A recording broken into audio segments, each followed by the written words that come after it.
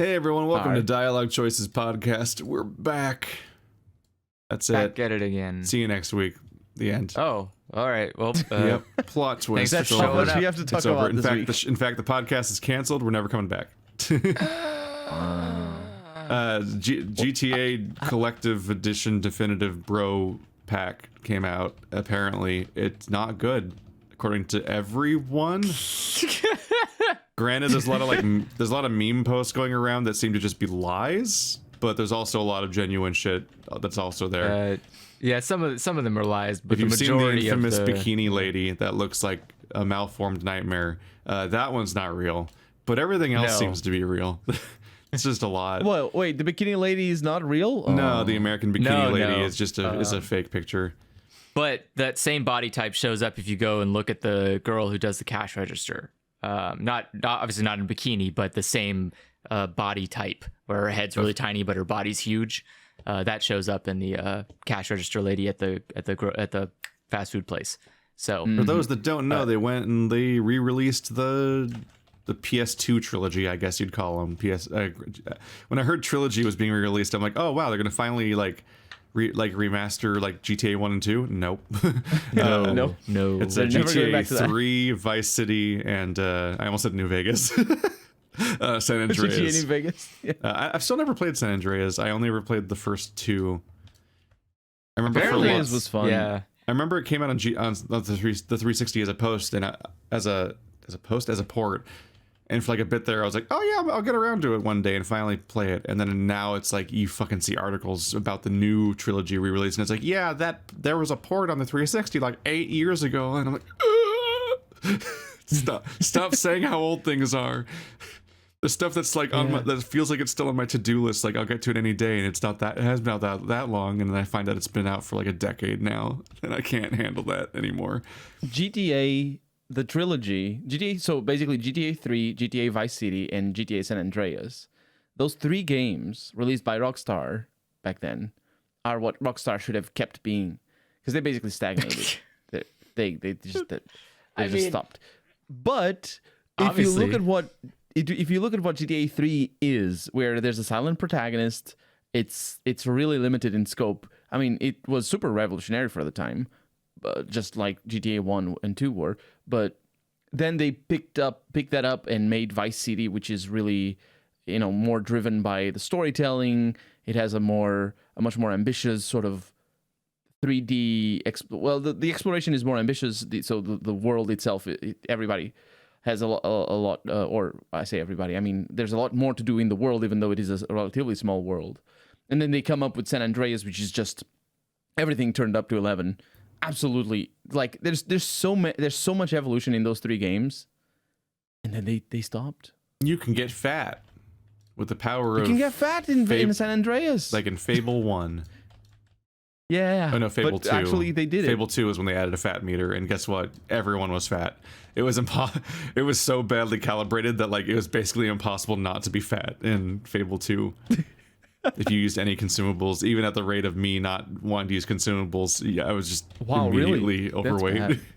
You're like, all right, well, I feel like I'm burning some calories with the monster slaying, but okay. What I always remember GTA 3 as, like, I played it to some extent at some point. I never beat it because like I would beat any of those games. I feel like nobody It's would difficult. I feel like nobody beat those games. Like you would just like I beat fuck it, around. but it's basically, really difficult. Yeah. the only reason to play longer was just to unlock the other islands because you didn't start off with them, but you'd quickly just lose track of what you were even doing anyway. But I remember I used to be subscribed to Game Informer back then. In fact, I used to keep every issue of Game Informer back then. Like I had a cupboard that had like years of Game Informer magazines because I didn't as a kid I was like and eventually a teenager I like wasn't processing the idea that like stuff was disposable and you kind of just throw it away. Because like keeping them like I still kept every Shonen Jump I had for years. Like they were heavy. Funny because that's a lot of Shonen Jump. It filled a closet at one point. Yeah. Before the podcast, we were talking about me not knowing what it is to throw things away because you move and all that. I don't have Game Informer, but I have Megascore, which was the Portuguese hip magazine. I have those. I have like 3 or 4 years where I collect. I have them in the shelf. Yeah. So you're not alone. Oh no, wait, you threw them away. So I am alone. But now. yeah, Yeah, you're alone. Dang. You're forever alone. Dang. No one can relate to you. You're like an alien. Nobody. Damn. Yeah. But they had the MPAA, I don't know, some dude, some organization's top sales rated list or whatever, which used to be a thing in video games. You used to be able to look up the top 10 video game sales every month, and it would be reliable information, as opposed to now where everyone's on a digital storefront and you can't really tell how much anything's selling unless they tell you. And they always use vague, nebulous terms like fastest selling ever, or like, wow, this many current players, however we're defining that. They try to find the best number and not like actually be all unified on one thing. But like it would have the top 10, and and the guy would have to write a little blurb about each of the games, like in their current standing and how they're falling or rising, or like the cultural significance of the game, or just kind of like write a couple sentences and just kind of come up with something to justify his job. And this fucking GTA 3 was the #1 selling game in the United States for like a year and a half straight.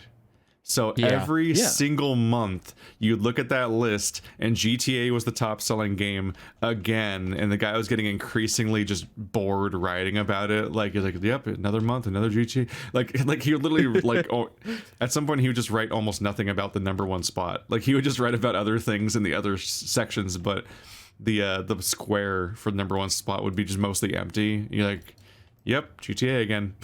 Like, because it was the top selling game for so fucking long. Like, this is just a thing that happens with every media, I guess. Is like, people just all coagulate around one fucking thing, and that's the only thing that matters. And like people like to go after Harry Potter of being like, read another book, but like watch another movie, play another game. Like, it's been an ever-present thing forever. Is this thing where like it's like only like a couple media properties per entire medium really matter that year according to like the public, and everyone obsesses over that one thing and like just won't spread their wings beyond that point like at all. And you're like, please consume other things instead of just the one popular thing. GTA it wouldn't go away. It was obnoxious.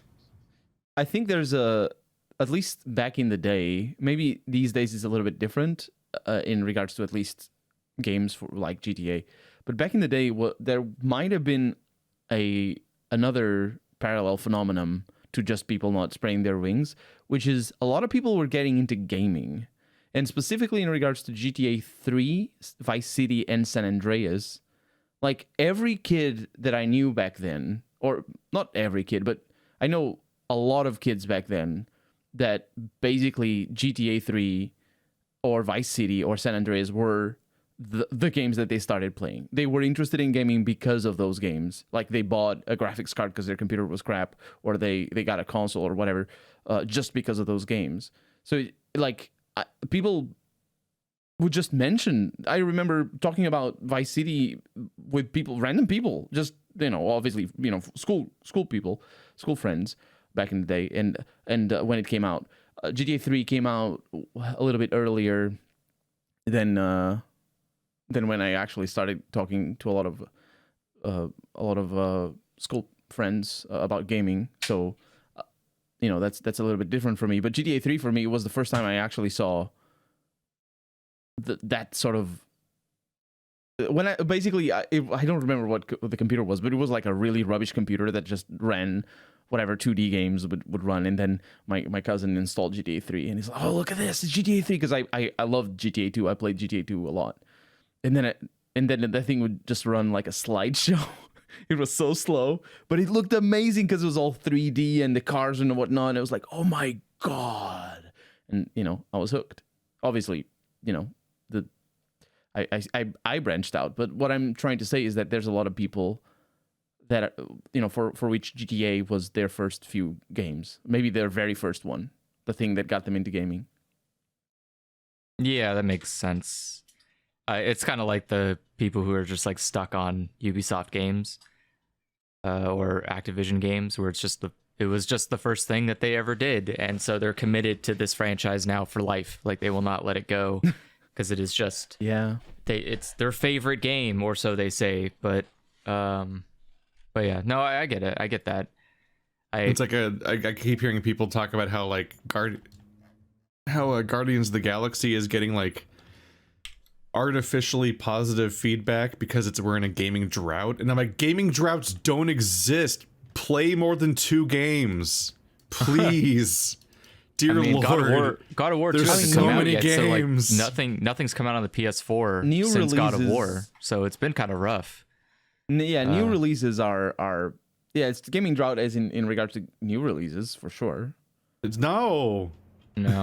There's infinite new releases. There are new games every single day. There's actually multiple new games every single day. These are people that can only process like PlayStation 5 disc releases as being the only games that exist. Oh, I see what you mean. It's like, swear to God, guys, there's like 10 good games every week.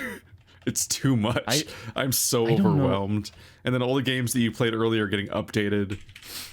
Like I can't keep up. It's like fucking Monsters Expedition and Baba Is You both got free level packs, and I'm like, oh God, or Baba Is You is getting one or something. Like I can't help me. No, Baba Is You is too difficult. You do it yourself. Like you'll never run out of games if you just pay attention to more than one direction of them. There is the limitation of like some people only have a console to go on, so they are hyper limited. Consoles in what have they have so many access to. non-disc releases though too. But consoles also just have like a really hard to engage with indie scene often. So there's just so many people that have like the mixture of like, there's like Jake from our old group that like only played physical releases, period. He refused to download anything, and I'm like, what year is this? What are you doing? Or like the 1992 that baby. Dual Sticks host that was like, what is Steam? I'm like, you run a gaming podcast, you don't know what fucking Steam is. Steam is a big platform where you can basically never figure out what new games are out. This was years ago. It was 2011, but it was still a big platform, and he was still incredibly unreasonable. Oh, yeah, it absolutely was. I was so wildly like I couldn't understand what I was dealing with. And yeah, it's like someone will be like, this is elitism, and not everyone's gonna be like have the time to invest in the hobby as you and whatnot. But like, if you're saying there's a gaming drought, you're saying you want more video game, and you're like, but I can't find any video game. And like, there's so much video game, bro. Please. There is so much video game, but most of them are either free or cost $1.99, and they're all there to scam you and probably sell you NFTs. But no, let's buy GTA again. A game that factually I can prove everyone already owns because it's sold so well for so long. But let's all talk about how disappointed we are in the re-release of it again, as opposed to buying anything else. I can tell you for a fact that there are 2 important things here to know. One is that whoever made GTA, the trilogy, remake trilogy, definitive edition, definitive edition is what it's called. Mm-hmm. The definitive edition, whoever made it, isn't getting paid well because the Metacritic did not do very good. So they're not getting their fancy pay. So that studio's out of water. I'm confused, like how Rockstar even lets that happen. Like, so it's just a refusal to care. That's like no oversight. Like, how did you not look at the thing that has you, that is like your brand? Like, how did you not take a look at it before you put it out to the public and was like, oh no, this is embarrassing, everything's ruined? My favorite thing so far, though, is not only is the Metacritic score 64, which is not great. It's just an HD. How do you fuck it up that bad? Yeah. No, 64 is pretty bad because you need to be at least above 75. The only good things that have a 64 are really weird horror games. Yeah. Wait. Oh, that's 64, not user base. I was thinking. No, that's critic. That's like actual critic. Now, user score is 0.9, and that is 0.9, and that's from 15,000 reviews. Holy shit! This is not going well for them. Not a good idea. It's funny though because embarrassing. I would love to see I would really love to see the amount of returns or refunds for this game, because I feel like it's like a Cyberpunk thing where a lot of people own it just for the sake of like, God, what a train wreck. I got to be a part of this. But I don't know if people are actually returning Cyberpunk. Like, I don't would know. return Cyberpunk if I played it and had to. I returned it the moment I finished playing the game. I was like, I'm done. No, Goodbye. what I mean is like if I wasn't. I mean, I didn't do a Let's Play or anything. I don't have Cyberpunk. But if I were just a normal player and would buy it and play for a little bit and be like, oh, this is broken. Okay, whatever. I would return it and then wait for a sale. Because if you're not going to play it at release, there's no reason not to return it. Unless you don't care about the money, obviously. Oh yeah, I think because games are at least like discounted like $40 at like 2 or 3 months later. Yeah, by the way, this is a $60 game.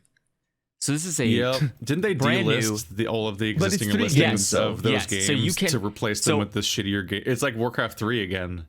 Yes, it is. It is People are being exactly like it's Warcraft 3 3. games, so They it's decided $20 per game. which would be fine. It'd be reasonable if it wasn't trash. If you gave me trash, the original games that I think are worth $20 right now. This game isn't worth $20. This game is worth a lot less than that. Also, it's honestly a weird strategy to release 3 giant open world games all at once as a trilogy. You think you'd release them like a year apart each? Like, what's this appetite where you desperately need 3 very similar open world games to play back to back? Like, that's just. Yeah, this smells that use some case seems poorly defined. This it might be a copyright thing. Like they just need to get it out or the rights expire. Oh yeah, it could be something like that. Isn't that the real reason why Rockstar never does anything with the original games? Didn't they just buy an already successful property and then make GTA 3? Like how Bethesda did with Fallout 3. There's a music situation. So Grand Theft Auto 1 and 2 weren't made by Rockstar. Yeah, until recent, I thought that was. They made by they were made by or Rockstar. something. No, that was the original Rockstar. Yeah, but that's not Rockstar now. So I think that there's. So I heard someone refer to the idea that Rockstar bought GTA. I'm like, did they do that? I didn't know that. No. They bought the studio that made GTA, and they are largely the people that made GTA 3, and then it's a company. So.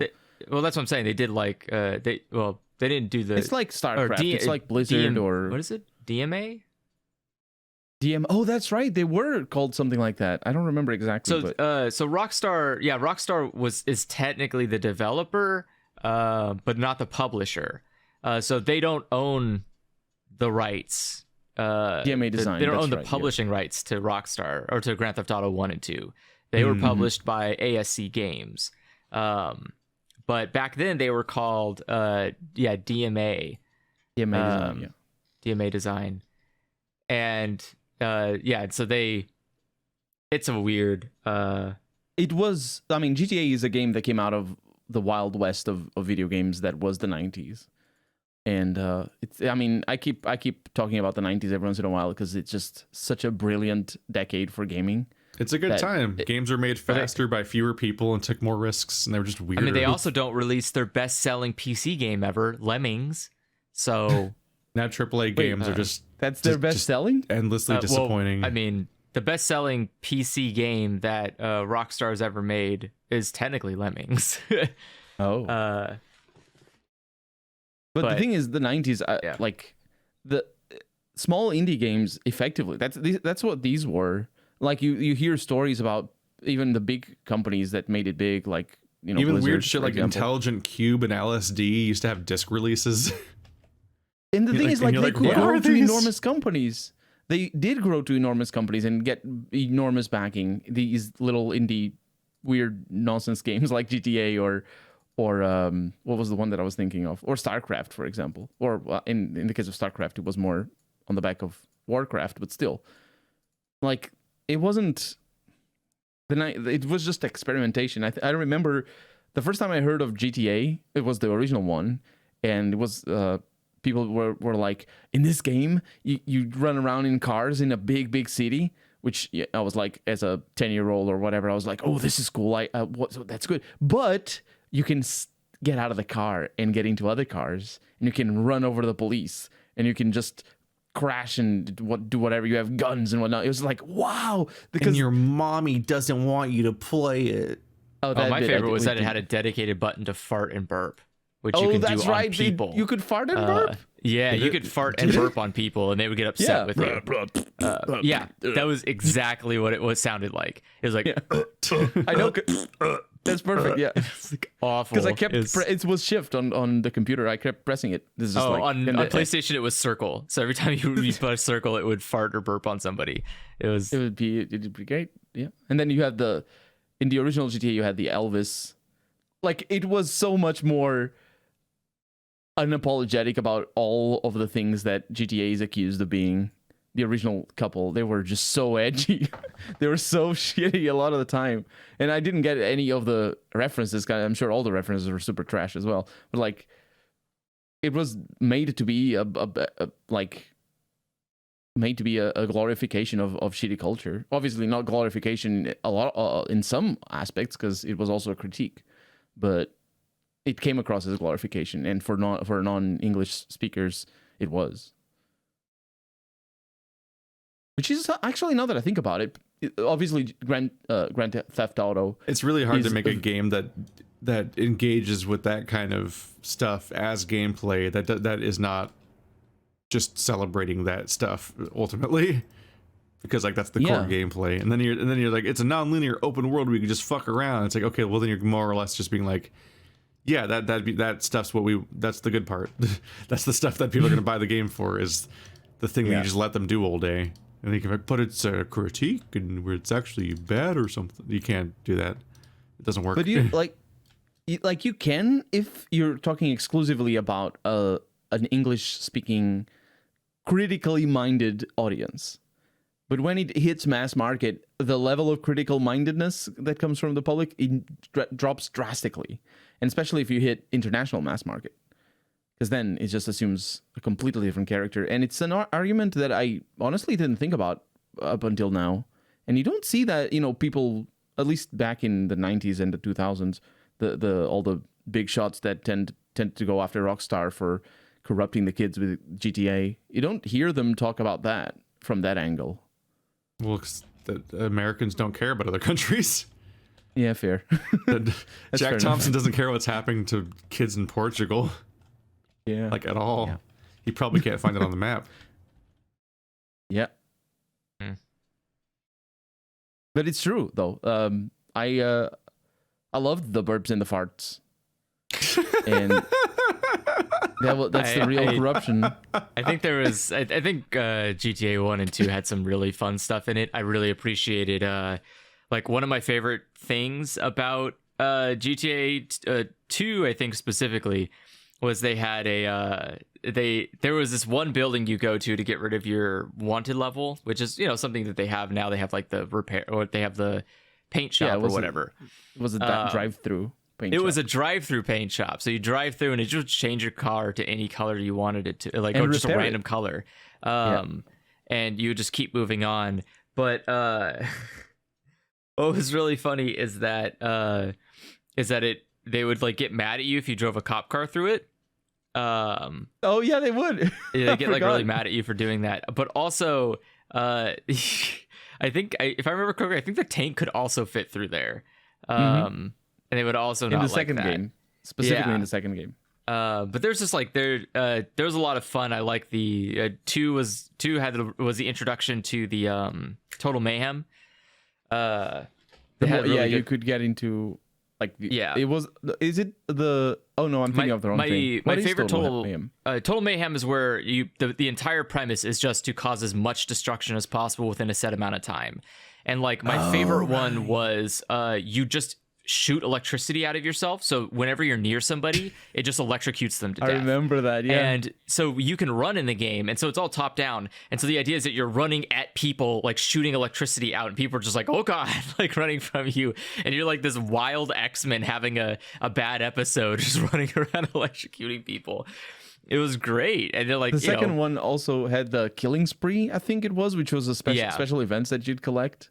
And they were basically challenges. You'd have to kill this many people with this weapon or whatever. Yeah, 1 and 2 are pretty fun. I liked both of them. 3 was The second one plays a lot better though. The first game is just so difficult to control the cars. yeah, the first one was, the first of its kind. Somebody was just like, "Hey, let's just take a map and make it so you can walk around this giant top-down map and drive cars or whatever." And the car AI was garbage. Like the police would just like collide into a giant heap of mess into any like street pole you happen to walk by. It was awful. It was so bare bones dead. But there's like a little bit of charm to how simple and dumb it all was. Whereas like you look at now like 5 and it's such an overly complicated, overly designed failure to me. Whereas like I'm not saying everything has to be simple, but like there's this middle ground that they were in at one point, which is like the definitive edition, the three god children, and all of them were pretty much exactly what you wanted. They're like the next iteration of that premise. And 5 is like someone going too far. They have strayed too far from God, and like you need to come back. You need to like go back.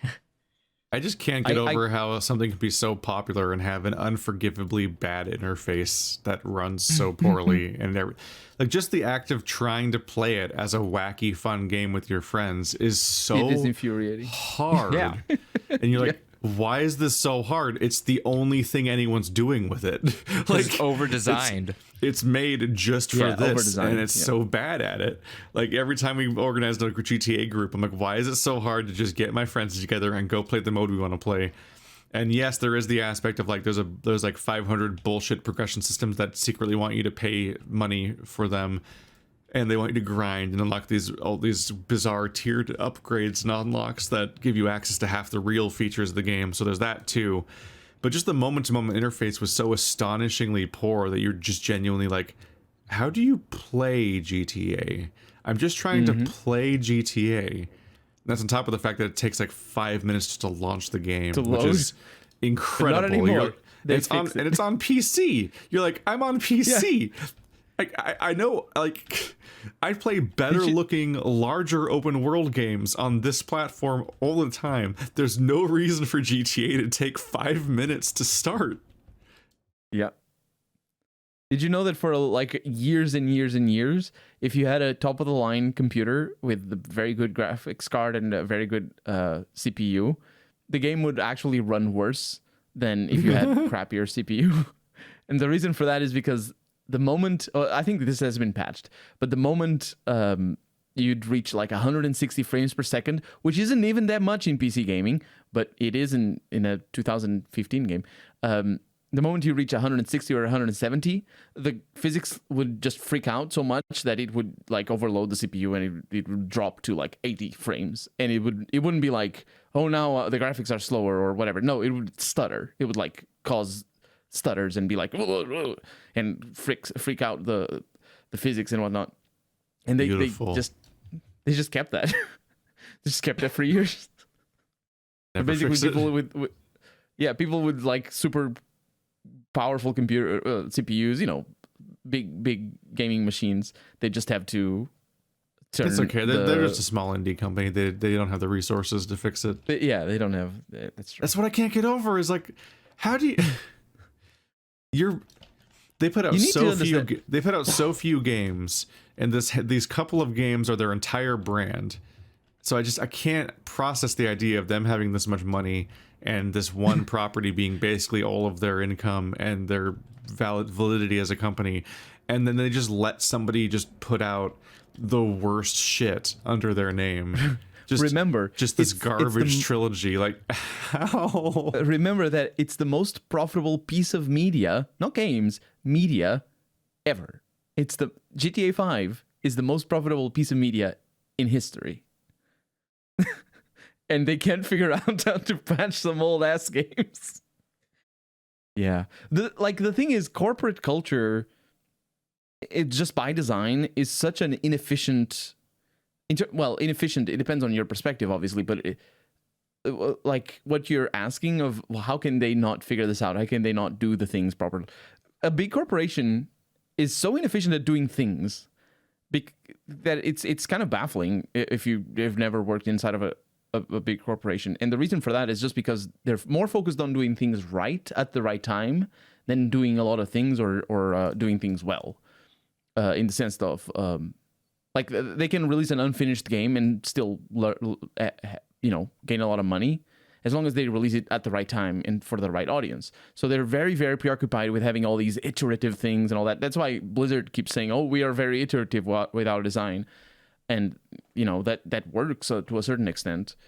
But it's just so mind-numbing. Where I'm just like, it is because like the GTA trilogy is like another instance of like the ending of Game of Thrones and Rise of Skywalker and so on. Where I'm just like, this is such an incredibly profitable thing. It's literally, for the company doing it, it's basically the most important thing on the planet is this IP specifically, and this is the big next thing in it, and like this is going to be all of the news around this name that is the whole reason you guys have a job, and that all this is going to work. And then they get mishandled so badly, and it's you would think. It reveals like the farce of the very idea that the people at the top are the people that are the most competent and know what they're doing the most or anything. Like, no, capitalism does not organize society that way at all. Because all of the biggest, most famous, if I was just thinking about Marvel movies, I'd be like, maybe it does kind of work that way a little bit. That like they are like weirdly consistently competent products, and they're so bad at that so infrequently fuck up. Like you can almost get that idea in your head, but then you see what happens to Game of Thrones and Star Wars and GTA and stuff, and you're like, how you had everything you needed to do it right, and no one was making you do this? Like, do you not like having the thing be profitable? That is the thing you have in the first. Like, isn't that your whole goal? Is to make this not bad? And well, like, no one the whole goal is to. And no one made you fuck it up. And in all of these cases, you're like, they knew they were fucking it up. Like they had to. You couldn't possibly like the GTA, the most blatant one of all. Like GTA is up there with No Man's Sky and Cyberpunk, where it's like no one could have not known. Everyone behind the scenes in the production had to know what it looked like before it came out. No one. This is not like a Neil Breen, Tommy Wiseau situation where like the creator is surprised their thing is bad because they are so warped they can't comprehend what's good and bad apparently in media and think they genuinely made a masterpiece or whatever. It's like, no, like the Cyberpunk guy was lying through his teeth about how it runs great on consoles like days before it came out, and like No Man's Sky, they were still letting the lie persist that it was multiplayer, like to the point where the actual packaging of the game lied. Like and yeah, like this GTA trilogy is so appalling. It's so like, it goes so far. It manages to go even beyond the Silent Hill trilogy that had so much wrong with it. Like, it's worse somehow, which shouldn't have been possible because the Silent Hill trilogy was incredibly bad. But here we are. And I wonder what kind of monetary incentives there are for stuff like this. Especially for the fact that apparently the GTA trilogy just really had to come out in November, or else that was worth it. Trash. The GTA trilogy was subcontracted, right? It wasn't done by Rockstar. Correct. It wasn't made by Rockstar, which means that there was a set budget and a set time limit. And I imagine that, but there's also much no like universe No where Man's it just gets released like blind and Rockstar didn't see anything about it. No.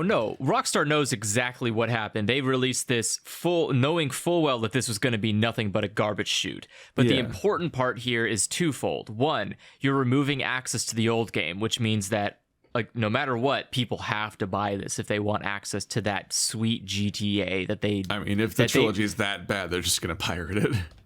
They're just gonna pirate the original one. But that's just an excuse you can use later and say like, oh, the industry is so rife with pirating.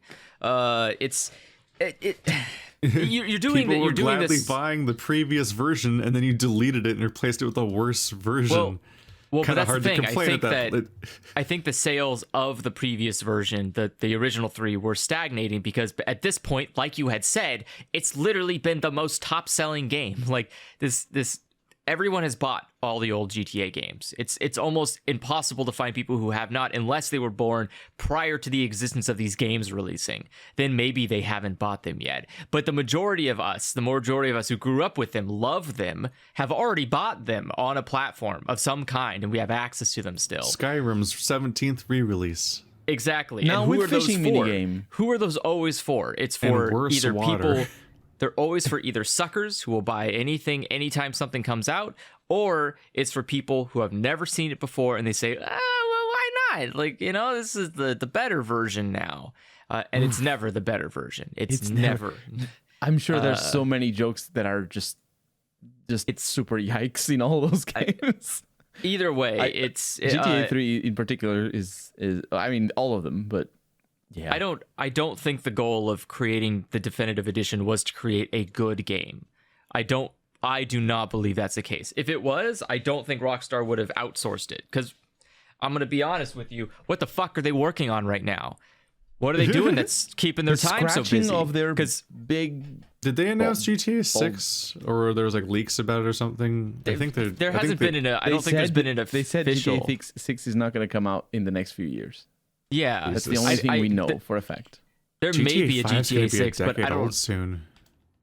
Yeah, companies are so weird. I don't even think I don't think Rockstar's ever even announced a GTA 6. Yeah, inside sources put GTA 6 at Rockstar's never come out and said like, hey guys, by the way, we're like making another one. I don't think no that. Confirmation. Anyways, even if they're making a GTA 6, I can already promise you that one, not going to be. It's just going to be 5 again. It's just it's going to be 5. Because GTA 5 is just 4 again anyway.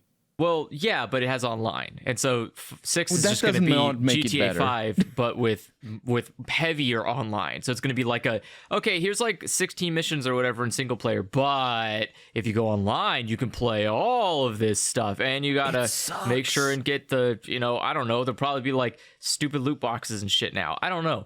Any case, online GTA sucks, 6 though. GTA 6 is not a priority. I would if the balance here, if the trade-off here was you could either have a GTA 5 visual remake of the original 3 or GTA 6. I would rather you just make the visual remake of the original GTA games, because I know 6 is going to follow the philosophy of 5, and I hate the design philosophy of 5. So I'd rather you just remake the original 3 but make them look nice than have you go and make another Grand Theft Auto I'm not going to like. And I don't know, it's I get that people play it online. I get that it's a lot of fun. I understand. It's just that's not what I want in GTA. Those aren't the things that made me enjoy Grand Theft Auto. You don't like getting randomly murdered by people you don't know? Nope, actually. It turns out that I actually losing a persistent currency as a punishment. There is sit through 5 minutes of loading screen. There is nothing I love more about Grand Theft Auto than all of the parts that 5 added to the equation. I love everything 5 has added to Grand Theft Auto as a concept. Like, nothing about it has been a bad design decision at all, ever. Like, everything's good about it, Andrew. It is baffling that people pay money for online at all. Like, people at all engage with it's not a microtransaction system for an online game super where predatory. You literally earn money for killing people on the side of the street. Like, all right. But the thing is, like, it's not baffling though. Like, Rockstar really, really is pushy. So the kids and whatnot, and people who are just not used to it's the same Fortnite model where they're trying to make it a place that you kind of live in, and then your avatar being dressed up and whatnot is like your status. Mm-hmm. I guess I don't know. Maybe this is packs of weird children that like bully people for using default model and stuff like that. Maybe this makes more sense in the context of like somebody who is physically unable to play any other game in their life because they're like boarded down to a table with a controller in their hands for all life and time. But for people who are like normal humans who can just do better things with their time, we don't play 5 online. We just go and like play other games that are good and well made and designed to be more enjoyable in an online space. Like, it's built to be a fun experience online. And I think 5 Online has only gotten such a strong resurgence as it did, is I'm going to argue because of it's GTA. No, not because of GTA. I'm going to argue it's solely because of the Rooster Teeth people.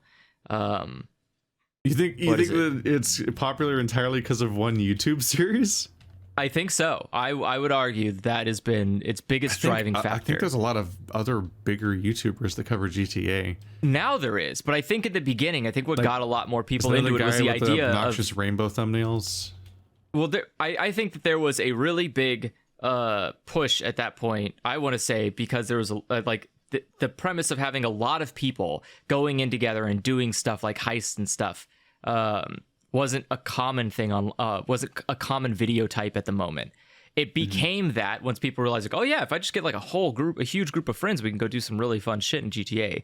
But I think before it was just a lot of people solo individually playing Grand Theft Auto 5 Online. I think what had happened then is like they already knew heists were going to be a feature, but they were taking a long time to come out because obviously it's like it's the core thing that happens in the story. So like, oh, we're gonna have heists in multiplayer eventually, and so they just started like role play, adding fake heists. They were pretending to do heists that in game by coming up with goals. I think that was a good, like, I think that bridged a lot of the gap between like, oh yeah, I guess you don't necessarily have to engage with GTA 5 as itself. You can just make up stuff to do in GTA 5 and have fun with that. And I think that like created core of, a lot. Like why the open world was supposed to be fun in the first place. That's like what people did back in 3.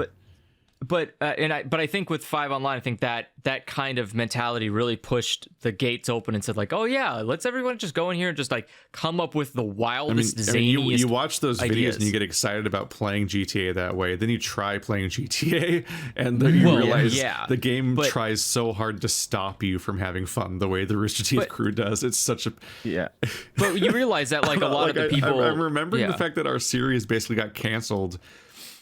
Because we were trying to play one of the in-game heists. One single mission.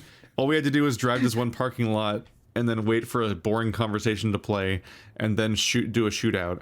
And the shootout itself was hard, but also just because it's GTA and it's chaotic, somebody would just randomly accidentally blow up a car or fall over or something, and the entire mission would fail and start over, and then we'd all have to like load the mission from scratch, watch the original cutscene, get in our cars on the side of the road, drive to the destination, like just over and over again. You had to do like 10 minutes of setup every time anyone in your party misbehaved for a second, and part of what was so frustrating about it is the fact that it's supposed to be GTA. It's supposed to be a wacky, fun, open game, but then it's like, don't have fun during this 10 minutes though. Fucking sit with your hands holding each other, just like sit cross-legged, one hand in the other. Don't do a single thing and let the game like do its boring story at you for 10 minutes straight, or you have to fucking start the whole thing over and just be punished by another reset. You're like, I just want to play the fucking game. When's the game gonna start? This is why Saints Row's better. And the thing is, like, did we really want to play the game though? Because the shooting isn't that great, and I think that was most of what the mission was. It's entirely a social thing. Yeah. The entire part that's in any way engaging is just you and your friends playing. Because the driving is okay and the shooting is awful, and there's nothing else in the game. That's like the two verbs basically. There's a couple of mini games, but like for the most part, it's like a game where you drive and sometimes you're on a parachute. Or sometimes you're in a slightly different vehicle, like a boat or a plane. The races were kind of funny. Yeah, no, the racing was easily the best part because you could just start it. But even that was harder than it had to be. You could just pick like a mode in a map and just start. And if you saw like some YouTuber play something cool being a viral video, good luck figuring out how to play it yourself once you get in the game. Like, it's so hard. You see so much wacky, crazy shit, and it looks like a wacky, like Mario Kart arcade game when you look at online videos of it, and it's so hard to figure out how to even access any of that content. And there's a decent chance that you're not even allowed to unless you pay them more money, but you don't know what to pay for, or you have to like be level 300 or some shit. Like, I don't even know half the time. I just genuinely don't know what is happening in YouTube videos. They're like a different game. One of the things that was counted as a misbehavior that failed the mission was me hitting one random car in the parking lot with a hammer. I hit it with a hammer, like a hand hammer. It wasn't like even a sledgehammer, just a hammer. I hit it, mission game over immediately. Why? Because it was the car that the villains were gonna get away in or something. I think It's all the funnier because of the fact that mission is going to just have all hell break loose like a second later. So all of your actions shouldn't matter. They shouldn't. It's just, oh my god. And then you die and you can't be revived. Torture. Which is just normal things. We should have just played Monaco if we wanted to play a heist game. Yeah. Have you ever been Minecraft?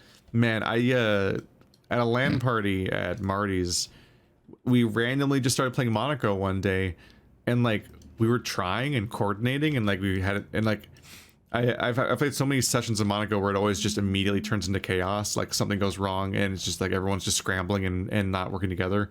But like when you genuinely coordinate and communicate, Monaco is like really fucking cool. Monaco is that top-down game that it's the top-down role-based heist game where you'll work together to do this like collaborative stealth thing, and everybody has a different role, and there's like 2 or 3 times as many roles as there are players, and it's 4-player co-op, and it's real cool. When you first start, it's hard to tell what you're looking at, and yeah, of course, it's really easy for stealth to break, and then everything's fucked. And it's really tempting just to pick the miner and just start tunneling through all the walls, which is often not as helpful as it seems like it would be. No, I've had like 1 or 2 good sessions of that game where I'm like, this is actually incredible. I'm sad it took me so many years to see this version of it. I mean, but yeah, I really like the potential there. I like the idea that a game has the potential to be really fun if people are willing to put the effort into making it fun. Oh yeah, no, maybe it'll be in our rotation someday. But the game itself doesn't inhibit you from doing that, unlike some games which have the potential to be fun but actively inhibit that fun. So it's an interesting view of design philosophy in games. Like you can see where the priorities games lie. Are really good at not doing the weird AAA thing where they seem to not want you to enjoy them. Well, I think that's because indie games don't have to deal with this insufferable amount of bloat. Like, there are too many people with too many hands and too many pies that then you have to combine into one ugly, nasty pie. And, like, it would be so much better. Yeah, like, basically everyone puts a finger in a pie, and then you cut a slice out of where that finger is and put it into one giant pie. And you're like, what is this fucking awful? Who made this? Who the fuck baked this pie? Thought. Yeah, and that's what GTA is. That's what Red Dead Redemption is. Like, that's what Uncharted is. All these, like, big blockbuster AAA games are just a bunch of nasty fingers and a bunch of people's pies that they put in front of your face and told you to eat. And you don't want that. You want one of those pies that looked really good and delicious until someone put their stupid fucking finger in it. Yeah. And that's what most indie games are. Like Patreon, I will tell you guys right now, Guardians of the Galaxy looks like agony to play. I don't care how many people say it's like Game of the Year material. Every time I see that game, it looks like pain. Is not that a game? I thought it was play that game. Oh, they will now. Now you've riled the beast. You've done it. People are going to be joining. It'll be Ghost of Tsushima again. I'm going to be a miserable fuck the whole time, and your guys are going to be like, "Why isn't he like? Why does he hate video games?" I'm like, "I hate this video game." Not even the fox made Keith, you just need to. He's a raccoon. Enjoy he's Rocket what Raccoon, and I love him, and he's not worth it. He's not worth playing that game for. Well, you also don't get to play as him, so it's definitely not worth it. I mean, I knew it was in trouble the moment it was like, you have to play as Peter Quill, the most boring and shittiest character in this narrative. Both, like, least interesting character, and he's just a shitty person, like, more so than anyone else in the party. You know what would make games better? If shooters stopped having health bars over characters. Remember when Doom? That's how good. Remember when Doom? Yeah, good shooters don't have health bars over characters. I'm gonna say it right now because I'm watching gameplay footage from Guardians of the Galaxy, and it does indeed look terrible. But good shooters don't have health bars over top, and there's like subtle design reasons why that is. But the most important one, and like, most games that have shooters over your head are just like, it's because of RPG mechanic bullshit. They're looters. Like you have to progress. They're looters. They're not things. shooters. Yeah, every looter like shooter is bad. Lens. Yeah. Well, I mean, if you like looters, that's fine, but they're not shooters first. They're looters first. And I think Guardians of the Galaxy is a looter. Every looter shooter is a bad shooter. They always obfuscate and fuck up your... At their core, a shooter is well designed when it's balanced well. Like enemies, you're carefully balancing how many shots you want every enemy to take and how powerful you want every weapon to be, and like you have a well-rounded set of weapons that have different personalities and use cases. And then looter shooters is like, I don't know, here's a chest with 75 slightly different shotguns. That one does poison damage. That one does 17 damage. That one does 18 damage, but one armor piercing. And I think it's possible to make a looter shooter. I think it's possible to make a looter shooter be a good shooter, but only if you go in the Serious Sam design philosophy of shooters, where, you know, it's just hordes and hordes of enemies rather than, oh, it's 5 minutes killing this enemy instead of 4, or, you know, 10 seconds instead of it's so boring to plink at something and just watch the health bar very slowly go down. So like, boring. Look at me go. It immediately turns my brain off the moment I see a health bar in a shooter. I'm like, no. Yep. Plink, like, plink, plink, plink. Like, that's plink, not plink. what the shooter is for. That's what Diablo is for. Diablo is health bars, and health bar is good in Diablo. Unless you don't like it, obviously. I'll never. I haven't heard much about guess. Diablo 2, so I guess they must have not crashed that into a wall when it came out, like most remakes. No, they did happening. very much so. You don't hear a lot about it because it's been basically unplayable. Yeah, that's what I said. It. I mentioned it in a podcast a while back, and they said, "Oh no, that's what my roommates are talking about all the time." And I'm like, "Oh, then my perception is really skewed." Do you know more about it, Andrew? Basically on launch, it's had nothing but network issues. So Diablo 2, it's been fine at its core of a solo experience. There hasn't been any noticeable issues between that. The problem that people have had is that they can't play with each other, which has kind of been like the core aspect of Diablo 2 since it came out, but that's fine. I don't know. So a patch came out like on the 12th to fix this problem, which has been around since the game came out, by the way, which I think, when did it come out? I guess maybe that's why I'm not hearing about the game, is they're not playing it because they can't. They're not playing September 23rd. That's when it came out. My brother has been obsessed with is... Diablo 2 since we originally played it fucking 12 years ago. Yeah, so the 12 years? Wait, Diablo 2 is from 1999. No, the original Diablo. Diablo 2. Yeah, the original Diablo 12 2. years ago. You only played it 12 years ago? Yeah. What are you talking about? Diablo 2. Diablo 2 came out in 2000. Oh yeah, I thought it was 1999. No. I guess no, Diablo 1 came out in 96. I guess I was going for 22 years ago, yeah. Yeah. Okay. But regardless, so when it came out in September, the game was basically unplayable because of network issues. We got a PC for the first time. Yeah. And they kind of tried fixing it every so often, just complaining that the servers were overloaded and there just was too many people. But this went on for months and months, and finally, just this month, they fixed the connection issues.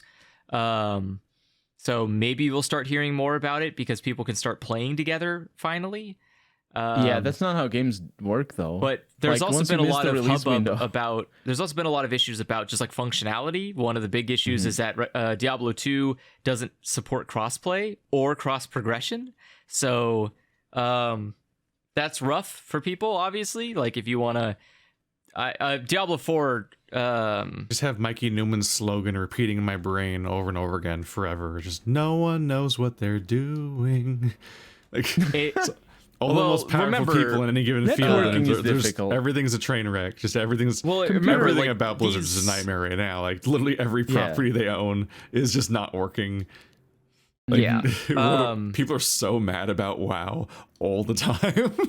It's Blizzard's basically in a death spiral right now. You're watching a company like keep using flotation devices, and they pop halfway before they get back to the surface. And it's impressive to keep watching them having more they can pull out, but it's also funny to watch it keep failing each time. Like Diablo 2 was supposed to be a really good hope here that it was going to bring some kind of goodwill to the company again, because like, oh, people love Diablo. Warcraft 3 was such a nightmare where they freaking... Warcraft 3 once again, they removed the previous Warcraft 3 to replace it with a shittier Warcraft 3 that almost every element of it was worse, but among other things, it didn't have Frozen Throne. They didn't. Wait, you can't play Frozen Throne? No, not anymore. It might be now, by now maybe, because it's been years. But like, Yeah, I think it's if been out. Warcraft 3 didn't launch with Frozen Throne in the remake, but they removed the original Warcraft 3, which meant you couldn't play Frozen Throne anywhere because they didn't replace that part. It's like the expansion wasn't part of the remake. Like, what are you doing? What are they doing? Well, I still have Diablo 2, the original, so yay for that. And like, And they're charging, are they charging full price? World of Warcraft itself is often hysterical too. Like, it's like this big expensive property, but like it's really funny how they'll try to have like the most climactic scenes in these major moments, and it's like they'll try the cutscene, instead of being animated in any real way, will just be like the in-game character models just doing their default talking animation at each other, and that's the cutscene for like, not like oh, here's a briefing, but like, oh, here's like a climactic scene where a major character like dies or something, and it's just like, a character model fall over, and like fans are like hopping into shit and making like replacements like overnight, practically, like so quickly a fan will make a better version, that because you'll be like in the middle of like a major raid and this just embarrassing cutscene will play, and you're like, is this game's lived for too long. They don't know they can't do anything with it anymore. This is a nightmare. Yeah, I think my favorite thing so far has been the knowledge that the moment that Jeff from the Overwatch team left the company, Blizzard just fell. It just completely fell apart. Every aspect just crumbled, like it was being held together on the back of this man. Like the moment he was like, all right, I gotta go, bye guys. Like that's it. All this allegation came out, yeah, but that's a failure. That's like, should never be the case. It's fun to watch him just be like, he just leaves out the door like a casual anybody else does. Everyone just goes on to new careers at times in their lives. It's a normal thing. But this guy fucking walks out the door and the company just falls over the moment he does. And it's like, oh, wow, that was impressive. And he's not in any of the allegations. His name doesn't show up anywhere in like problematic material. He is completely spotless. He walks out of this company completely clean. All he's done is create all he has done is create a highly successful game for the company, walks out without any scratch on his name, and the company just collapses behind him. And it's like, what the fuck? Did he know this is gonna happen? How did he foresight this like mathematical nonsense to like leave right before this cataclysmic failure, and right before like at this point now, like pretty much Overwatch 2 is just shelved. Like it's not coming out. And and like, because right now you're looking at a game that has been without new content for almost 3 years now, and it is kind of nuts to think about how long it's been. It's absurd. I keep thinking they're gonna cave in and just like do something. Yeah, they'll cave and just release another hero and be like, okay, we'll just rebalance it later. For like, we just got to rebalance this Overwatch 2 hero for Overwatch 1, even if it's a temporary thing. If it's broken, we'll just fix it like 2 weeks later, like we always do. Our new heroes are always broken anyway.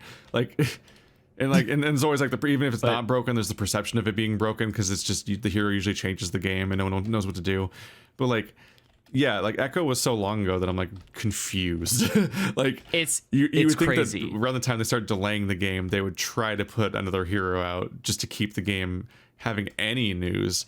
Like if I look at my subscription feed, literally today there's a video titled "The Great Save Overwatch Debate," and it's uploaded by SVB, and it's like featuring Flats and Samito and Frito, which is the Your Overwatch guy. And it's like, that's literally like in my feed today. Like, how do we like the Save Overwatch debate? Like, how do you keep any of this going? Like, because at this point, they're just a bunch of Overwatch content creators panicking because they're like, what do we do? We've had to like deal with the content trend for a year, and this is our job. But like, there's nothing to talk about besides patch notes where they gave one more damage to Soldier's gun or something. But they should have known though. I saw the same thing happen but it's with the Diablo panic. 3. Oh yeah, but it's so great. I just love it. Call of Duty content makers, and for a while they were Minecraft content creators until it just came back. And it's like now Minecraft's just as popular or more again out of nowhere when it was drying up. That's the fun thing too, is that like there's been I think there's a new Call of Duty coming out, Vanguard of something, right? Vanguard, yeah. and Vanguard is not great. It is not doing well. It's Burn it all down.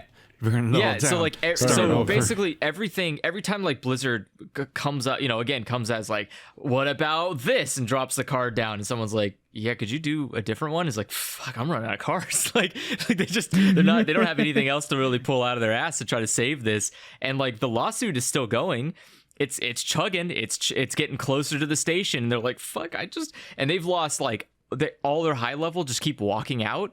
Like anytime someone inherits the throne, they're like, no, and they just walk away. And like, it's just a careening company, and it's great. I love every like implication here that Blizzard may just fucking die. It may just cease to exist.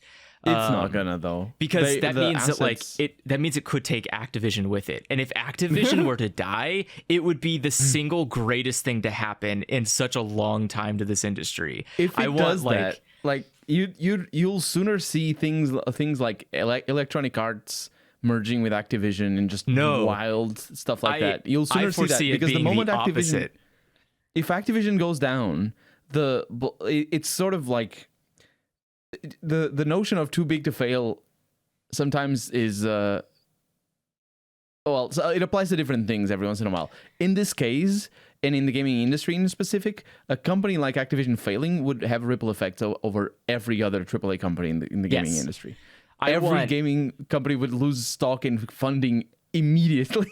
Because if Blizzard Activision were to just crumble and die, investors would be kind of scared of gaming. They would say like, shit, okay, how good is everyone else's culture going on? Are you guys going to get hit with a Blizzard lawsuit too? Because I can't do another one of these. Like Ubisoft already had one, and thank God they're not in the US, or this would have been a problem. They're not doing anything about it either. But that's not going to happen though, because look at what happened to Yahoo. That's what happens in modern day tech industries. What happens to Yahoo? They die slowly, and they still have huge amounts of assets like years down the line, even though they don't make anything. But there isn't most of their. I thought like they're skin suits. Like Yahoo exists as a skin suit where someone has control of Yahoo. Yahoo doesn't own anything of its own anymore. It's basically been stripped completely. Yeah. Like all the insides are gone. It's literally just a skin puppet. And someone's just like, "Hey, look, it's Yahoo. You remember that thing?" But like nothing it owned is still in there. So like that's what's going to happen to Blizzard if they fail. They're not going to crash. Great. Because who's gonna buy these IPs and do anything with them? Who's gonna inherit WoW? Someone's gonna buy WoW and be like, yeah, I guess we'll keep this going. So many people would love that. Are you kidding me? No, they won't. No. Oh my god, it would like. It gets bought up by like THQ a Chinese Nordic company. Just but again, seriously, think about who is going to buy this. Who is going to put the money down that it costs for WoW? Because EA's not, like Ubisoft isn't. Like who it has to be a big enough game company to come by and say like, I'm willing to support the massive server fees that Tencent isn't gonna want it. I'm sure they would. Tencent already has Epic Games. They have Fortnite. They don't need WoW.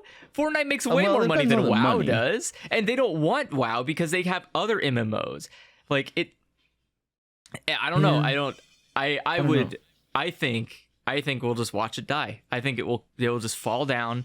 It will all crumple around it, and we'll just have this nice, beautiful corpse in Burbank, California, of a game studio that once existed and once was beloved, dead on the ground. And I hope the effect of it is that it's this earthquake that goes through the entire big like AAA gaming industry and shows that like you are not immune to this. People are like. People are having expectations now that are too high for you to reach realistically because you've created these expectations that are too high, and they're just going to keep tearing your profitability down until you can tone it out. It's a bummer knowing a lot of your favorite games will just go away one day, and not in an archived way where you can go back to it like Mario Brothers 3 or whatever. But like, no, it's just gone. You can't play it ever again. Fuck you. Nope. Yeah, and that's your fault for liking stuff that can't be archived. Like I like Overwatch a lot. They can. Or I was thinking about I sometimes see like these Orcs Must Die streamers Not because I really watch their content, really, but because I just like skip around in their streams just to figure out what the fuck they're doing, because the game doesn't have stats in it, so you can't tell how good anything is. So one of the best ways to tell what's good is just to see some of the tricks that other people use, basically. And yeah, it's like they're playing in co-op, and they just like they're like, I miss Orcs Must Die Unchained. It's like, oh yeah, I miss Orcs Must Die Unchained too. And it's like, oh fuck. These are like Orcs Must Die enthusiasts, and like the third game in the 4-game franchise just doesn't exist anymore, and they can never play it again. And it's just like, that's just a thing we all get to deal with periodically, is games are just going to vanish that we like. Even stuff like Orcs Must Die 3 that just never had to be online only. It's just gone. It's so fucking stupid. I mean, but that sort this of is stuff why requires. But again, this is why you have to like be adamant about the things that you want, because otherwise, if I think there should be legislation for this sort of stuff, because it's not just a matter of it's not just a matter of like the principle. I don't know if of legislation keeping... needs to exist. I think it's a little extreme. It's just always the reminder that companies are not your friend, and like it doesn't matter if they make your favorite game or whatever. Like, even if the game could be retrofitted to be always available on as a playable game offline forever, the moment they're taking it down, they're just gonna take the whole game down. Like they're not going to do the thing. I always think about like the people always like to lean on like that one quote like of Gabe Newell or whatever that hints at like, oh yeah, if Steam ever went down, like we would just like turn off the DRM on everyone's games and they just get to play them all. I'm like, I don't believe you. You wouldn't be able to. That's a lot of trust to just give people. Also, I think at the best laws don't you might allow him to do that. Yeah, at the same time, I'm like, at best you're just referring to Valve games. Maybe Half-Life. Yeah. Like, I don't think you can just turn off the DRM on Tomb Raider. Like, I don't think that's the thing they're even allowed to do. But it's like, what a bizarre level of faith to just give to some giant company just because their fucking nerd god said the thing you want to hear. But like, yeah, I guess like Gabe Newell is easily another Bill Gates or Elon Musk, where a bunch of aspirational gamers just want to see themselves in them and relate to them, so they parasocial real hard and give them an insane level of benefit of the doubt that they don't earn. But that's why I'm saying that there needs to be legislation, because the legislation as it is today allows companies to do what they're doing, but also just prohibits for example Valve from actually just saying, okay, well, we can't serve your games anymore, all the games that you paid us to have, so here they are without DRM. They can't do that for legal reasons, so those legal reasons need to be changed. But more than that, I think, is the wait, I can never get over how many people said that at me, and just how intensely naive it was. The idea it's just wrong. It's not even wrong. It's just flat out wrong. Wait, when you buy a game on Steam, you're just buying a lease for the key? Not in European law, you're not. What? In the US, I don't think in the US you are either. I think you just have a digital product, which is what it is. Well, but I'm saying that you bought a license. You bought a key. No, it's not how it works. I can't tell if is he being sarcastic? No, I'm not being. Oh, I thought he was. I thought that was the mocking voice. Yeah, you don't own games on Steam. I thought you have the. I thought you get the license. I thought you get the key. No. It's not like a rent. The CD key. You're not renting things. Then you actually own. You own as in the sense that you own a disc. If you buy it on disc, you just own it on. The point I'm making is that if, say, Steam deletes itself off the face of the earth tomorrow, I still have all of the CD keys that I purchased. Let's play the What Ifs game. So the What If game, Steam closes its door, says I'm going bankrupt. Sorry guys, I gotta go home. I would imagine everyone gets a fucking Excel spreadsheet of every CD key for every game that they own in their inbox. That should be feasible. And it sounds awful, but there's your shitty Excel spreadsheet. Where would you download them? What? Well, you need to type. I mean, that's not the download though. Because what you're getting is the ownership, not the. It's different. The CD key isn't the game. I mean, it's just another element of the naivety of the idea. Is like, people don't fill in the next bubble of like, okay, how do you download your giant library of games that you love so much, and you apparently get to keep somehow? So that's not what I'm saying. A lot of those games literally only exist on Steam too.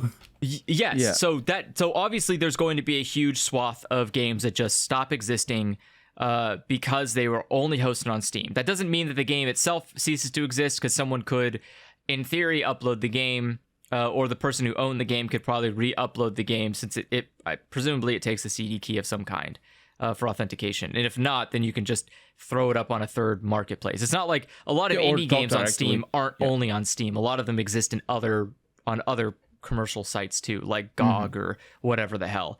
And that's trusting any of those companies to, for some reason, go through the effort to honor your CD key for no profit. I'm not saying they have to. I'm saying that generally speaking, they already don't most honor your games, purchases on other consoles now. Well, yeah, but the point I'm making is that generally speaking, not on consoles, because consoles are a wild west of bullshit.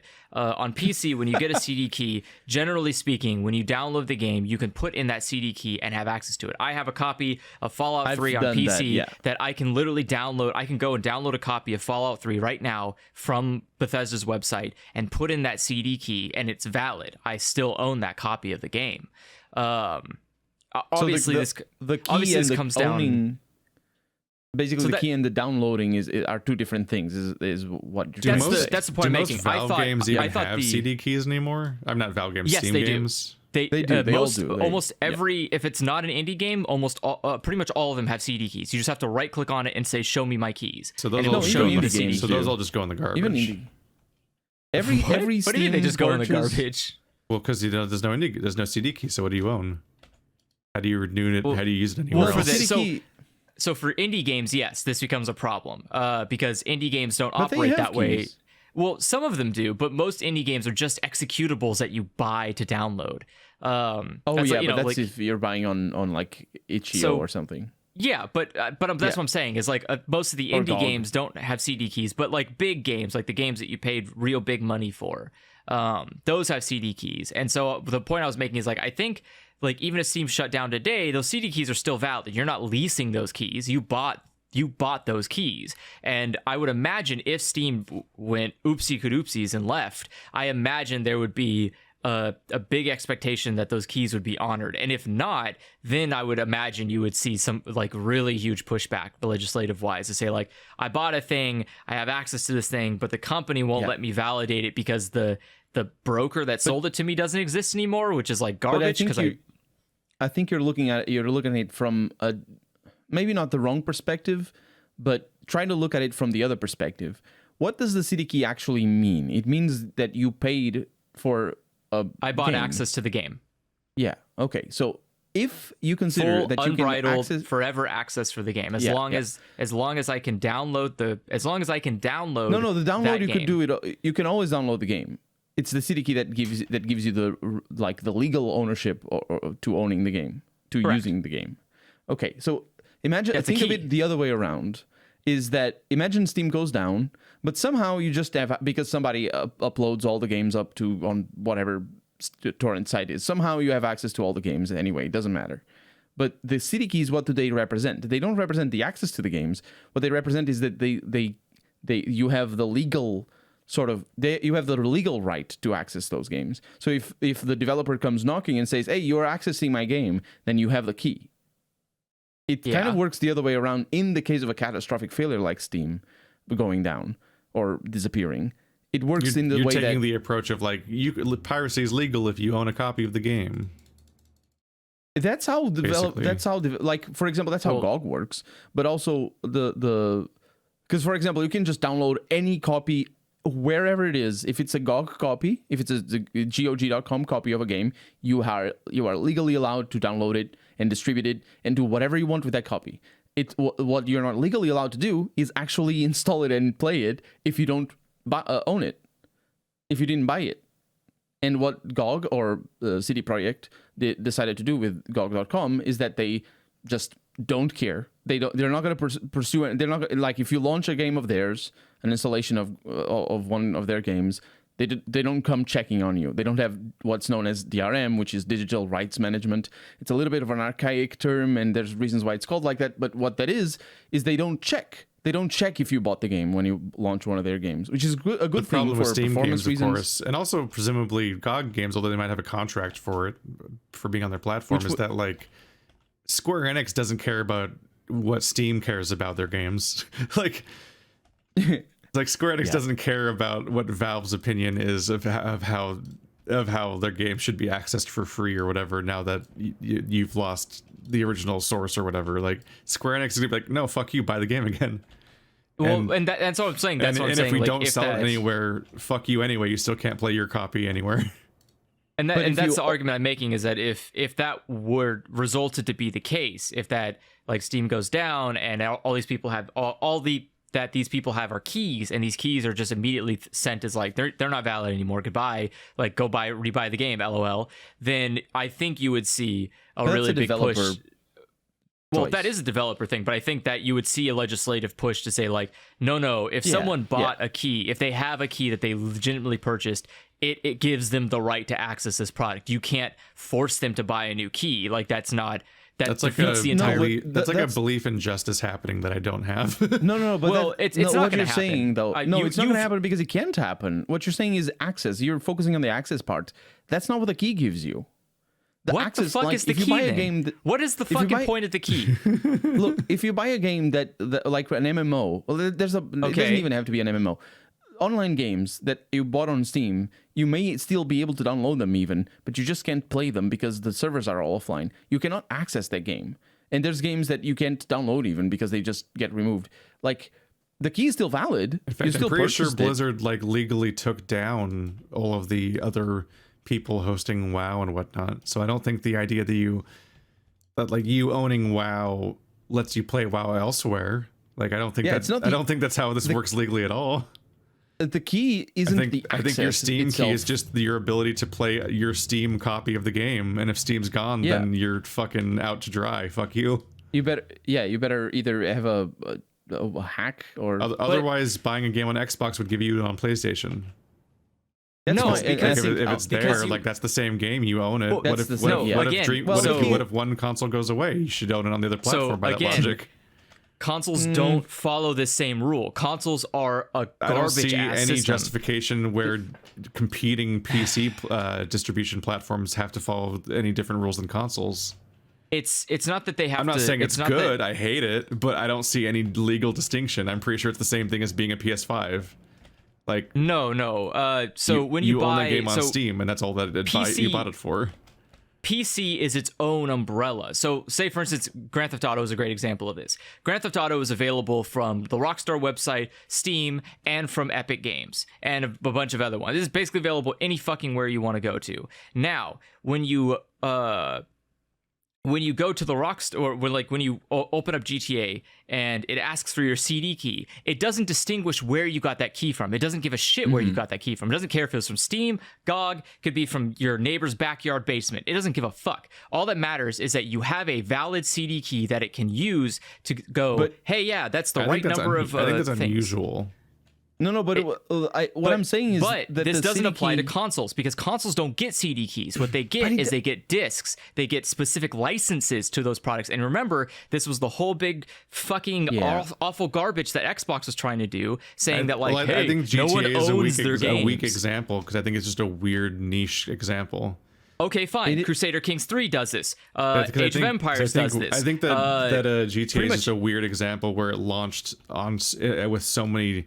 It originally had so many different ways of being bought, and I feel like it didn't even originally have a way to buy it separately, maybe, or it was just so popular on Steam. And eventually, Rockstar wanted to push you, they basically just wanted to force you to use their launcher and not use the other platforms at all. So they just were like, "Hey, we'll honor your Steam key. Come to the Rockstar launcher. Get the fuck out of Steam." That was a move. That wasn't like them honoring things out of goodwill. They wanted you on their launcher the way that Blizzard wants you on their launcher. So fine, let's take another company as an example. Paradox Interactive. Paradox Interactive creates City Skylines. But then once again, like every one of these will just be anecdotes. Well, the point I'm trying to make here is that a larger list of examples of companies that happen to honor this particular practice does not make it the way things work. It does not make it the rules or the law, and it does not make it evidence of what will happen if Steam is gone. I mean, No, but I you- guess I think It's you just, guys are not it's focusing just on the- evidence that Crusader Kings will do it. the point I'm Crusader trying to Kings make doing it is is that- only evidence that Crusader Kings will do it. The point I'm trying to Because- make is that generally speaking, the concept of CD keys was that it's not tied to a specific platform or service. The Pretty idea sure is the that you CD have keys bought. concept was just to be the DRM. Yes, that's was all it is. literally It just solely like, exists. It was literally to just say, to make can sure you your play this copy game? of the disc wasn't pirated. CD keys predate every digital platform. Yes, It and was that's just the argument the I'm making is that manual this has is a weird kaleidoscope thing that you have to use to solve whether or not you own this copy for real. yeah, and Yeah. so the point I'm making is that there are a lot of games that still follow this methodology But like of using I'm a saying, CD like CD key. keys were never and- about providing access; they were about denying access. Well, sure. I mean, They were never designed for the thing you're Yes. saying they're there to do. But I'm saying that that's what exist that's what the today- monetary exchange is for. When I pay money for a game, I'm paying specifically for that CD key, and that CD key specifically, generally speaking, in most PC games only, works as a key to get me into installing or starting a game. It doesn't give me the God access, like if there's servers and they're shut down, it doesn't give me that access. All it gives me the access to is putting an executable on my fucking computer that I can then open. No, it and it doesn't, does though. something. It doesn't give you Okay. access to the executable on the. That's a different So service. so then It's like- in this logic, no one owns anything. No, and you can't force people to own giving anything. you access. you own No, you can't, that but- Steam copy of that exact game. That's No, what no, that's, you don't that's, own the that's, Steam that's what a copy. Steam You don't CD That's own what the we is. Steam just- copy. Yeah. You don't own anything. Like what this entire the premise Steam- then is that I have never bought a single thing in my life. Like I have never bought a No, single video no, game in my no, life. My Steam library is made up of lies. I mean, you did literally buy CD keys. No, I Think didn't. about it. I didn't buy Let- CD keys because those CD keys don't fucking exist apparently. Andrew, No. Andrew, let me try to show you. Like, I think if you if I them show you, losing meaning doesn't mean you didn't pay the money for a CD key. But I'm think saying about that it like doesn't. this. But they don't Think- do anything. So I Yeah, didn't things buy can. anything. Something you bought can stop working. That doesn't undo the transaction. I'm not saying In that it fact, stopped it's very working. I'm important to saying it them it doesn't literally undo the never transaction worked. because they keep your It's- money. yeah, think about it like this though. You download you buy GTA off of Steam, and you pay it once. You download it once. You play it once. So you have paid for the game and you downloaded it once and you played it. But you uninstall it. You in a few years down the line you can download it again. You have access to it. You still have access to it. The access to the thing that you bought, it can be redeemed in a way, or that access, you have that access a lot of times. You can keep downloading the same game over and over again. Oh my god, forever. CD keys are NFTs.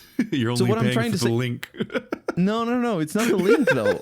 It's weirder than that. The access is a service. The access to the game is a service that Steam provides for free, effectively. Because Steam could say, you buy this game, you download it once, it's your business. You can't download it again, and it would still be the same game, and you'd still have the same access. But they wouldn't let you download it again. It's still this, you still buy the same thing. You just don't have the extra, good service of being able to download it again in the future if you want to go back to the game or whatever, if you've deleted your local copy. So what I'm trying to say here is that the access to the game itself, the game files. When I'm saying the access to the game, I mean the game files. The access to the game files is not the same as the ownership of the game. So those are two different things, and they are correlated, obviously, because if in Steam you have to buy the game to be able to download the game, but they're not exclusive. And in fact, in Steam, for example, you can get a refund of your game, and you can maintain the game files in your computer after you get the refund. It's just that once you launch the game Steam detects that you don't own the game anymore because you got a refund, and it deletes itself. But still, the files are still there. So those things are unrelated to each other. And what I'm saying is that if in the future you access the games in another way, either because some other company gave you the files, it could be the company that made the game, it could be some other company. But in the future, Steam goes down, you access the files in another way, you still technically have paid for the Steam service, for the ownership of that game, But obviously, there are scenarios, and that's what Keith was talking about. There are scenarios where, like, for example, if it's a different console, or maybe it's a different edition, like instead of being the normal edition, it's the ultimate edition or whatever, and you don't have the exact version of the game or whatever. You know what I mean? What I'm trying to say is that there's a distinction between the accessing the files and the actually owning the game. Those are two different things, I think. I'm not a legal expert.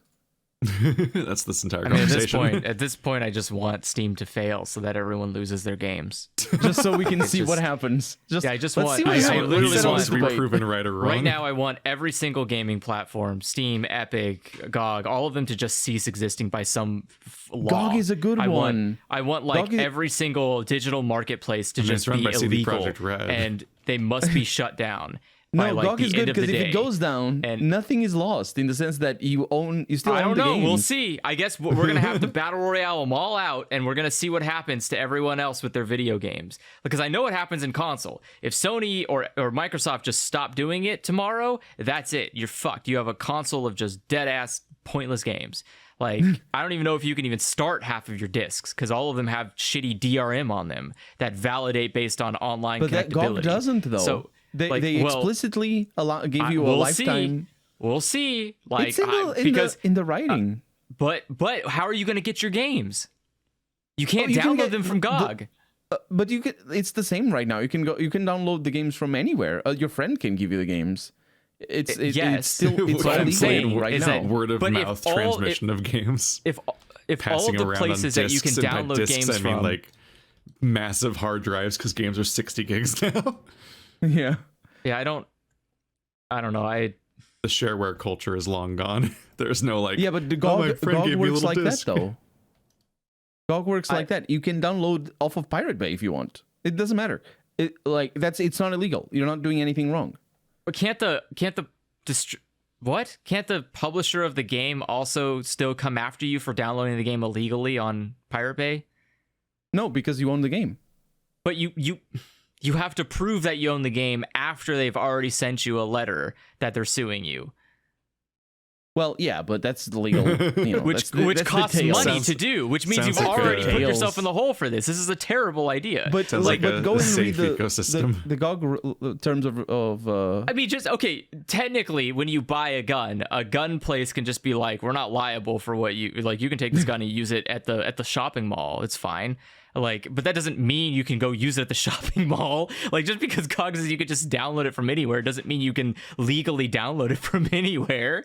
Like, but if they, I mean, that's the whole thing about their I think that's just like a weird, like, I feel like that's a non-legally binding statement.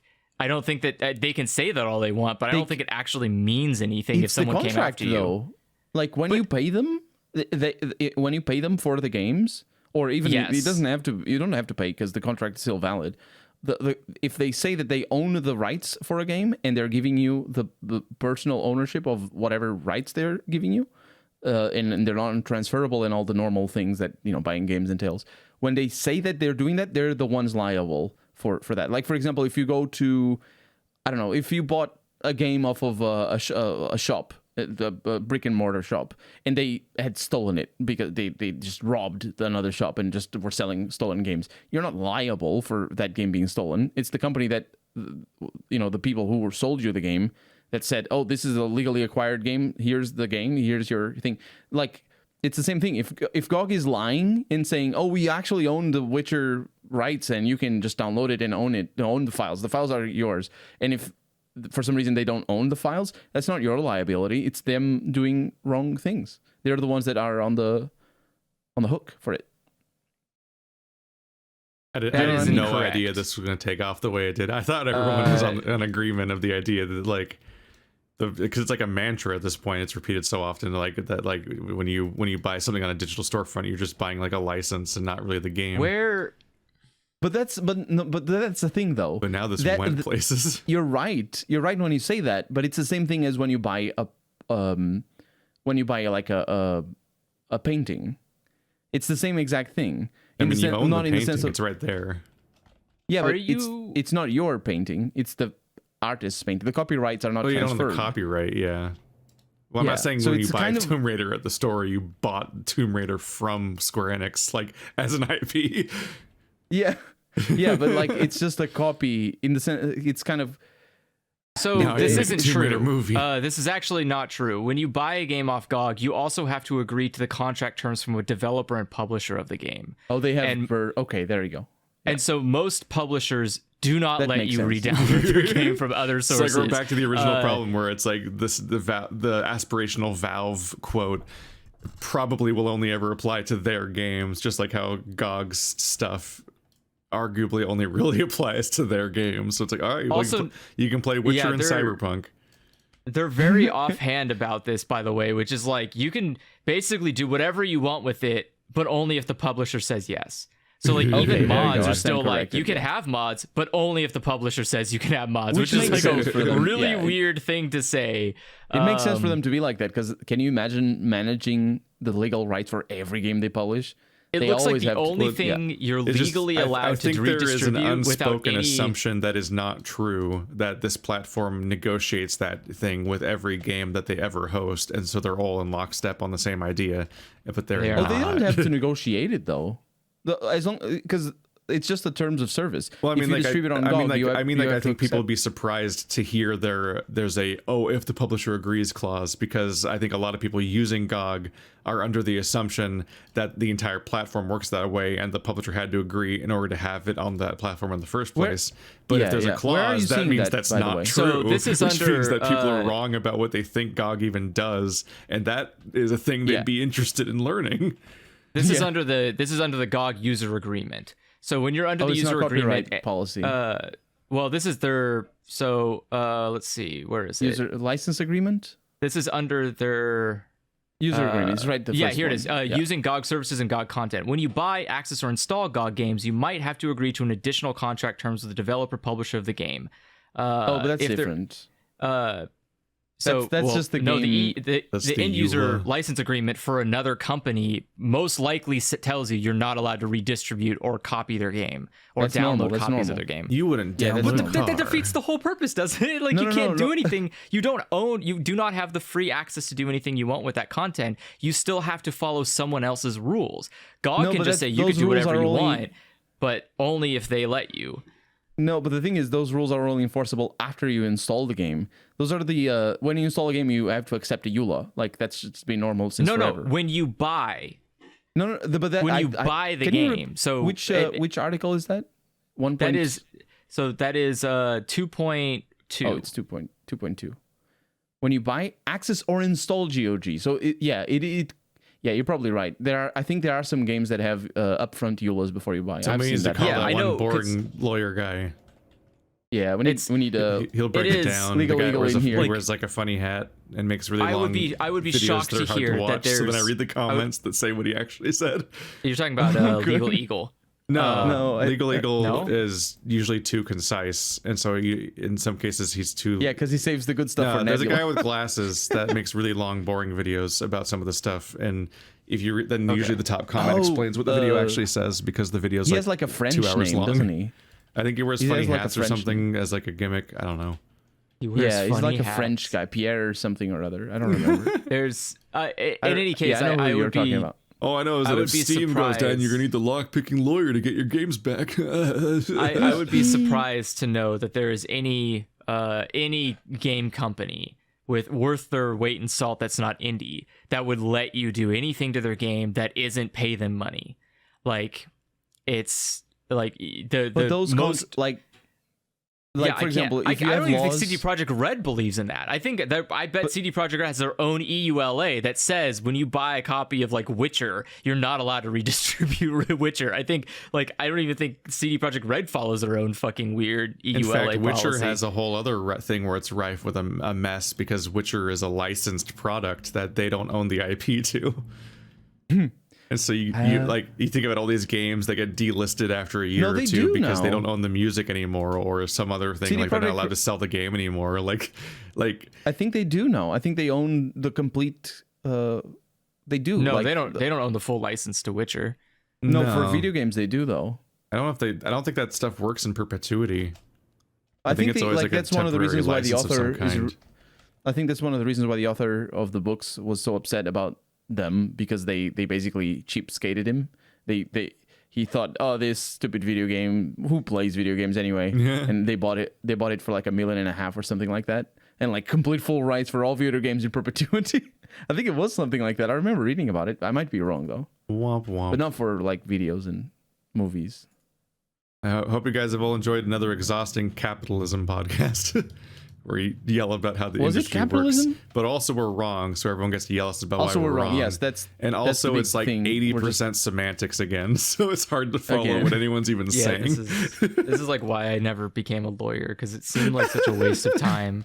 Like, what are you even getting out of it at the end of the day? You're It's just like sitting here teleportation. talking about stupid shit, and at the end of the day, you just want one normal thing, which is like, It's teleportation. Can you just, It's not death.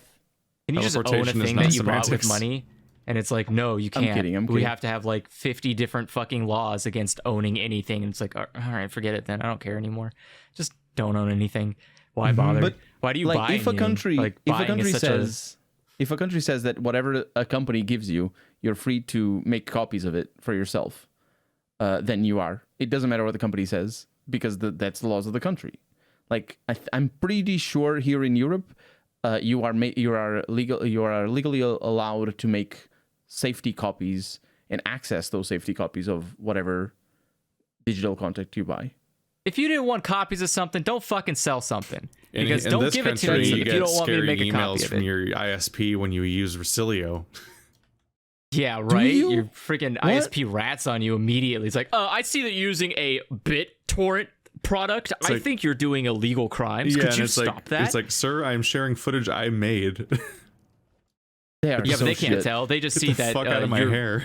Yeah, they just see that you're doing Did you peer-to-peer. get and they emails immediately- because of that? Oh yeah, Or and not then it's like you're in like a fucking, because all the millennials are in the situation where we're all living in like these shared housing environments where somebody else actually controls the internet in that household too, even if you're paying into it, and it's like, so you're getting like, you have to like explain to another person why the ISPs are wrong and that you're not like doing bad things that's going to get the house in trouble, and you're like, it's everything's so fucking irritating.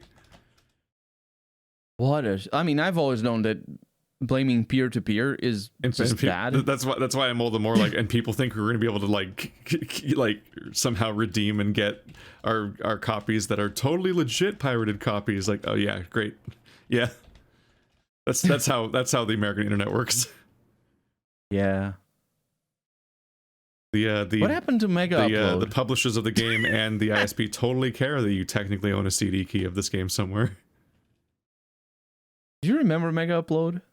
That thing went down. Still Mega there. Upload's still around. Yeah, just go to Did Mega. it like tank and burn? No, the original Mega Upload was owned by a guy who went to jail for Really crimes? bad stuff. Yes. Crimes. I I remember can't it remember being related exactly to what fraud, he did. But yeah, Let's see. you're looking it up right now. Yeah, I Because forgot for a what. long time, actually just downloading stuff off of the internet, so not through peer-to-peer, which is P2P. That's it's an actual let's see. technology that for a long time, downloading stuff off of the internet was the way people pirated stuff. And I think these days it's just different. I don't know. I don't. What? So he was given. Are you talking about like how back in the day people used to download stuff online to pirate, and now they don't? What is it? What do they do now? So They don't download Mega it? Upload, No. Mega. I think in between see- 2005 and 2010 or somewhere around there, it was mostly just looking it up online and downloading it off of Mega Upload and like big repositories that. Live Yeah, Mega wire. Upload just hosted everything. It just hosted Yeah. any kind of like it's just a big zip file. Because of LiveWire is tons of stuff. peer-to-peer. Yeah, anything Mega Upload was torrent servers. is peer-to-peer. Yeah. And they had the so- servers like in Sweden or whatever people. Yeah. So he's in jail for I think that's mostly where racketeering. ROMs are now. He's he's in jail for racketeering, conspiracy to commit copyright infringement, and conspiracy to commit money laundering. Let's see. He was also involved in That might be related to Mega Upload, though. I think he Yeah, went well, down that is because of that's related to Mega Upload. So Mega Yeah, Upload went bankrupt because obviously his entire assets got frozen, which meant he couldn't pay the bills for Mega that's what Upload. happened. Yeah. And so because the servers couldn't get paid for, Mega Upload just ceased existing. But the name got bought out by somebody else. I can't remember who. Russian. I don't know who owns Mega. That's weird in its own way. Tencent. The fact that games just Owner. get that properties just come back because somebody was like, "Yeah, but I want to be that now. It's my turn to pretend to be that person."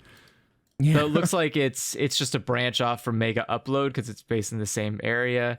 The Mega service is It is Chinese owned. Yeah, I figured. Yeah. No, it's New Zealand. Those are It's very Mega- good yeah, it is answers. New Zealand. Yeah, Mega Limited is a company based in Auckland, New Zealand. It's basically it was made by the same guy who made Mega Upload. And Yeah, I but think now I it's not used the same. I just don't think he owns it, right? Yeah, I don't think he owns it. I think he opened. I think Mega Upload was owned by Mega Limited, and so once Mega Upload got its bad rap, they just cut the upload part and turned it back into Mega. The thing about and these that was it. services is that back then it was, and because like Amazon, what's AWS stand for? Amazon Web Services. Yeah, that's the one, and just other cloud services that now are the back end of everything that we use, like Discord right now. Yeah. Like back then, if you wanted to upload an image or whatever online, you just had to go to a completely unrelated website to whatever you were using. Image Shack. Yeah. Image Shack, or yeah. Was it like, it was like, I think didn't that it still have like a exists. golden frog or something? Yeah, I think Image Shack's still around. I used to I think upload so, everything yeah. to Image Shack. I used the Imager. At some think- point, I think it I was didn't know Imager. about Imager back then, if it was even around. Yeah, they came and It's went. still around. There is Image Shack. Wow. And I Mega still have Upload my was just account for it too. Can I still log in? nice. Oh, I need to pay $20 a year to use it. Oh, there you go. Which makes sense because it's expensive hosting all this stuff, and the only reason that Discord and other platforms sustain their own server costs is because they have associated revenue streams. Speculative lending. Wow, I still have all of my pictures are still on here, but they're locked. I can't view them because I didn't pay the $20. How do I get in the business of having a company that just like it doesn't have to make a profit via magic because it's in the tech industry? You have to be fat rich Landlord. already. Become a landlord, And then you just kind of like bankroll. You basically have to bankroll your company for a few years until you have enough users that investors go, wait a second, this could be good. And then you take their money and use that to bankroll your company while making no money. And then you have Twitter. Yeah, it's not the only solution. There you go. I mean, that's pretty much the best solution. I'm just the fascinated by better how many tech solution. company and like social media websites are just like supposedly non-profitable for like well after like they've been like shaping the world for the worse for 10 years. Like they're still not even a profitable company. And No, you're like, but the- how hey, are you you can get allowed Twitter to Blue now. exist? Because you're living off the speculative price. Yeah. The best solution is always to have a profitable business model and then live off of the speculation, because not only does it bolster your speculative price, but also because it's just a fallback that's good. Like you see that a lot with there's a term for it. What's like below unicorn companies? Oh, it's not below, I guess, but it's all The Venn dirt diagrams. that unicorns walk on. I don't know what the I don't know what the clinical word is for that. Yeah, there's like there's a term, I've heard it a few times. but Clinical I don't unicorn. remember. Basically, it's companies that Can't put these words together. that have business models that are shaped for a market they're not in, so that they can be bought out or they can be invested by venture capitals, but they still work as normal. And so it's kind of weird to think about it, but it's like imagine Amazon, the way they work. It's a very profit oriented model, but if they wanted to be bought by somebody else, they would have to change the way they work, because they would have to, if they wanted to be bought outright, not if they wanted to be traded on the market, because that's different. I'm sure Birdcatcher knows exactly all this stuff and knows how to correct me here. But it's just you see that like in race teams, for example, it's very common for small race teams in cars to work in that model where they actually get a lot more invested and spend a lot more than they need to, and they get more invested in them than they need to, because it is the best way for a race team to sustain themselves is to be bought out and balloon their operation, because there's a lot of like privateers in race cars where they just spend whatever the car costs and the yearly cost of running the car and paying the drivers and the mechanics, and that's it. And they just get sponsors every year, and that's it. But that's not a long-term sustainable thing for if you want to like make it rich. If you want to be like, I have this race team that nobody has heard about because it doesn't matter, but I have this race team and I'm like loaded. If you just want to race, that's you just just pay the price and that's it. But if you want to make it big, it's a different business model. It's really weird to think about, but I mean, I guess it makes sense in the sense that you just have to be the cock of the roost. Wait, which out? The roost of the cock? What's the term? Where does the cock come in? I don't remember. What's the word? What's the expression? You're so far off, I can't even tell what you mean. You need to be the walk of the roost of you. Andrew, back me up here. You know these things. You have chickens. Why would I know all the colloquial like words for, or like I don't even know what you're trying to say. Like You need to like pump keep yourself chickens socially. yeah. I didn't go to like farmers meetings with other chicken owners. We didn't talk about like chicken wordplay, but I just had like chickens that I harvested their empty eggs for. Yeah. I'm just saying that if you have a company to sustain it, if your only objective is to sustainably remain in the market and keep paying your employees and keep doing, keep serving your clients, and you don't have to do a lot of the things that companies do to Cock of the walk, someone who acts more important than others in a group. That's the one. It was like someone who thinks they're big shit. Yeah, I don't like that at all.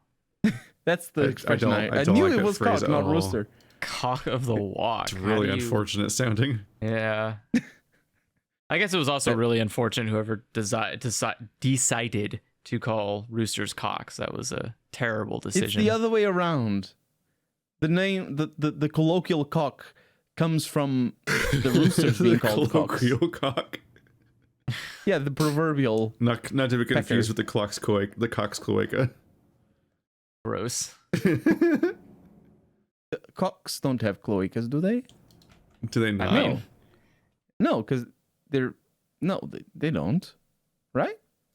Then what does? I mean, that's basic bird genitalia. They could if you want them to.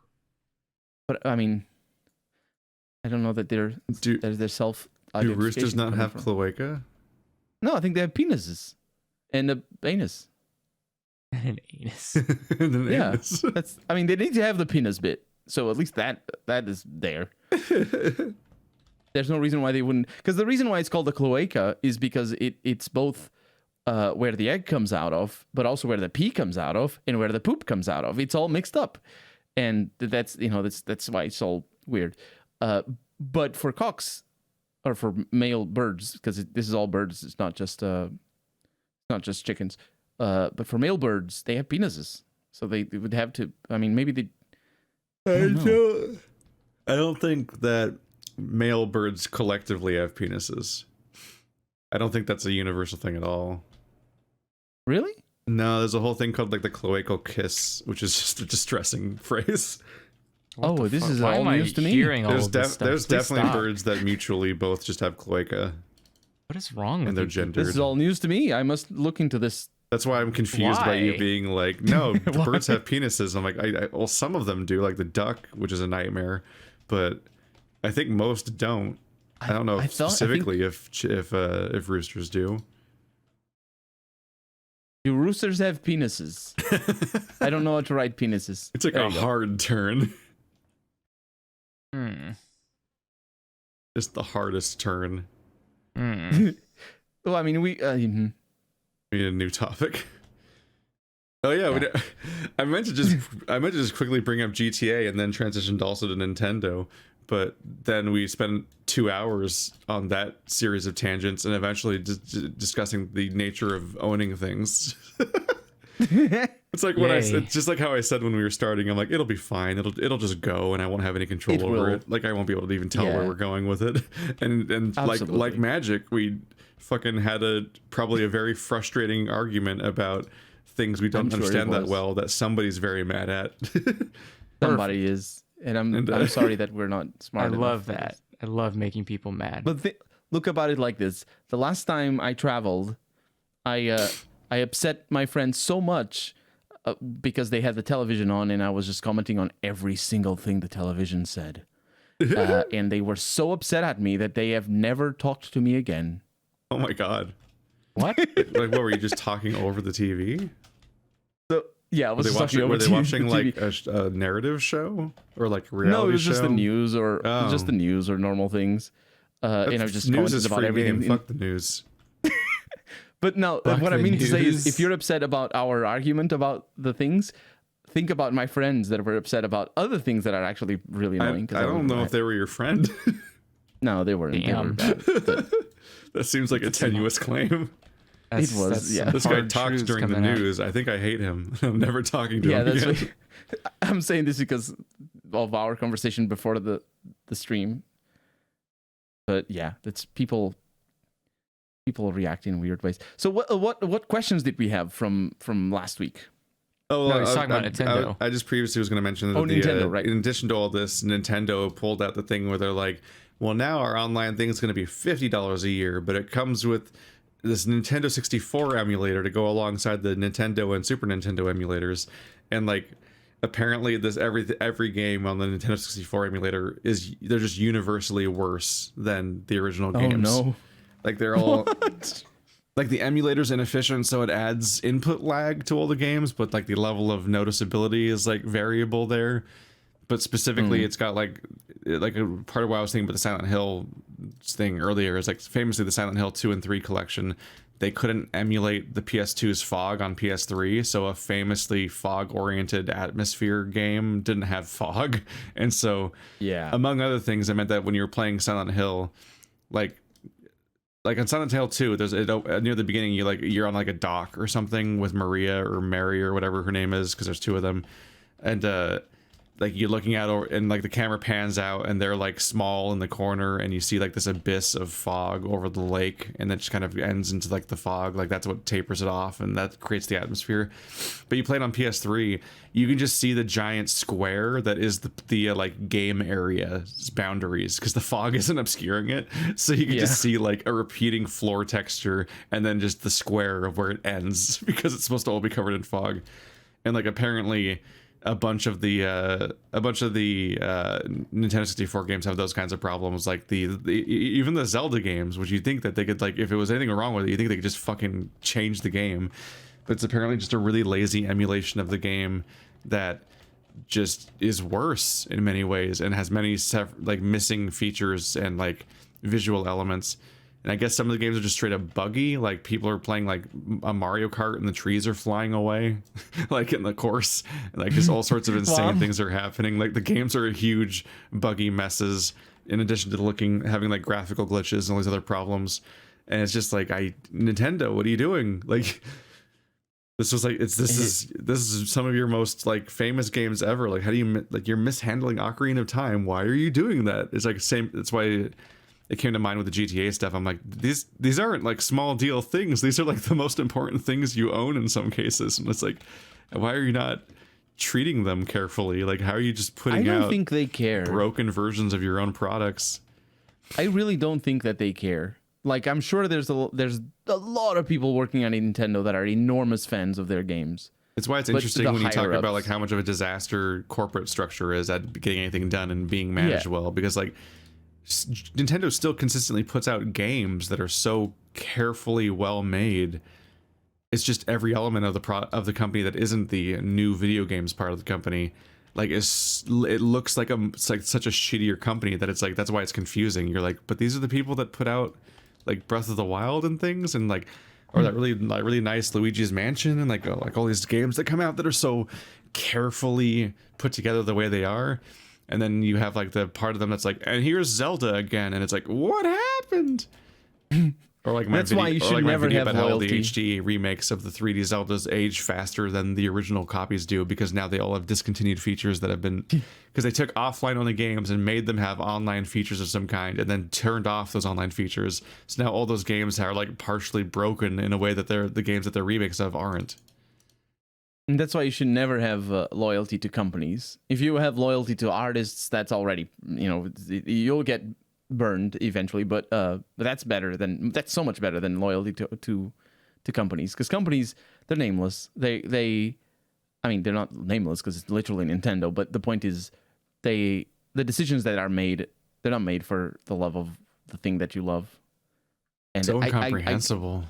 Like, for context, people, there's on my channel, Boring Keith, there's a video about Zelda that has the full argument. But like Twilight Princess has 50 chests that are like, chests in those games are supposed to be like a reward of like, oh man, I solved this area and look at this chest at the end, what's going to be in it? And it's a fucking Miiverse stamp for the Miiverse that's been down for years. Like, at this point, the Miiverse has been gone for longer than it was ever around. And like, a lot of those features, I forget which one. I think the worst one was Twilight Princess, where like, I think the time between Twilight Princess launching its HD version and the Miiverse going down, I think was less than a year.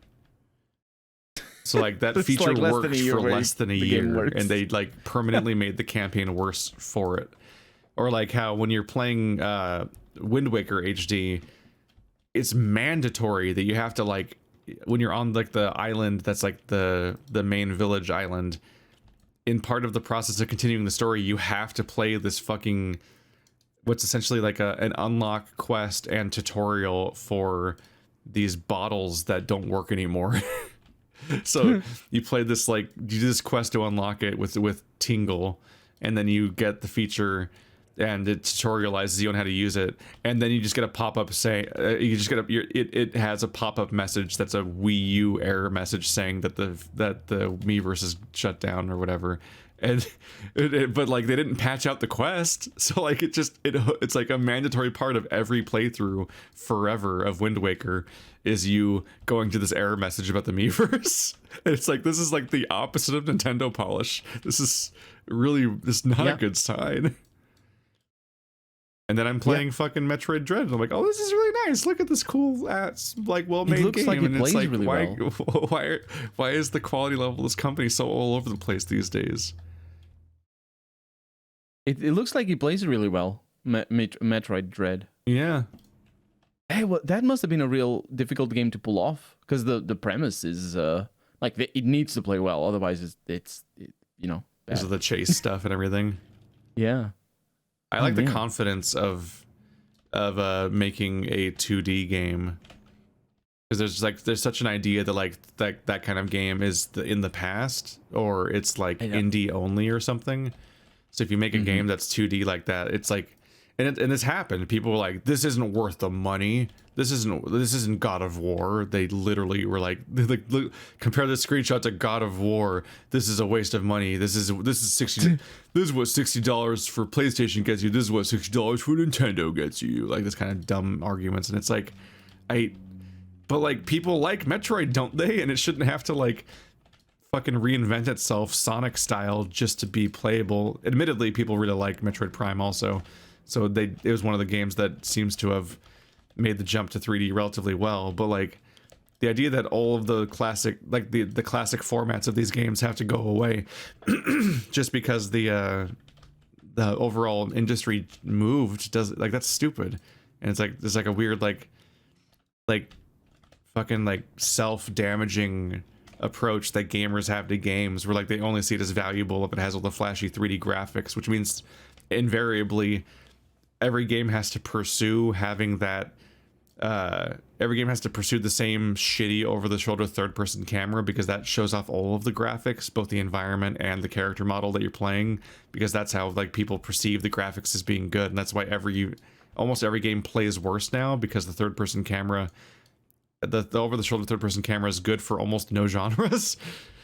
Like a God of War is a fucking melee action game that has an over-the-shoulder claustrophobic third-person camera, and it's like, wow, this game's just worse. And people, and then gamers are like, game of the generation, we voted for it. And like, what? It was like, it wasn't bad, but it was made worse by this choice, and you decided it's the best game of the entire generation.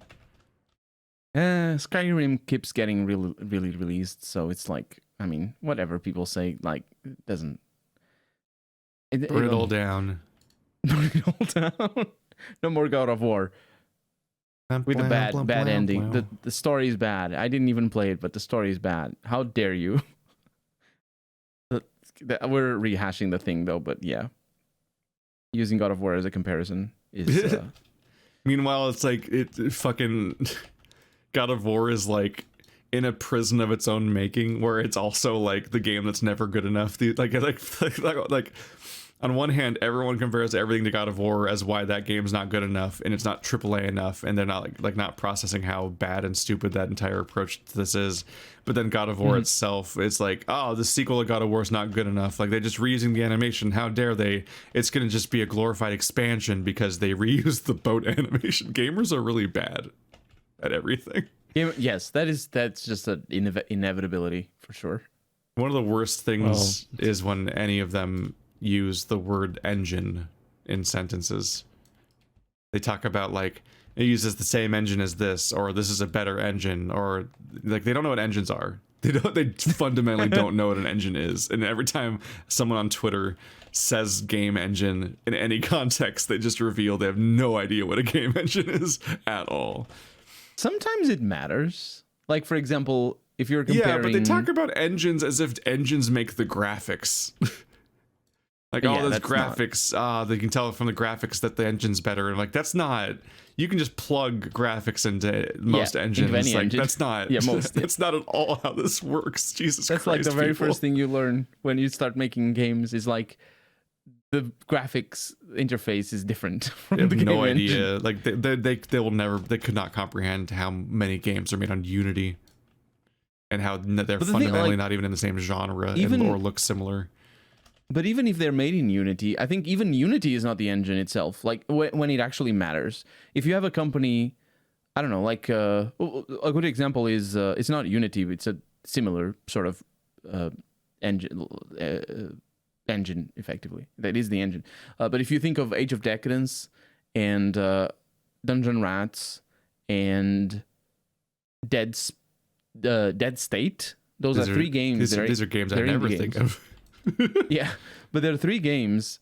They're indie games that use the same engine, and the engine itself is custom made in the sense that it's based off of something like Unity. It's not Unity. I forget the name of the engine, but it could be. It might as well have been Unity. It doesn't really change anything. But it's like when they made the Age of Decadence, they had to build all the technology to have turn-based combat and to have item management and to have dialogue and all the stuff that an RPG needs.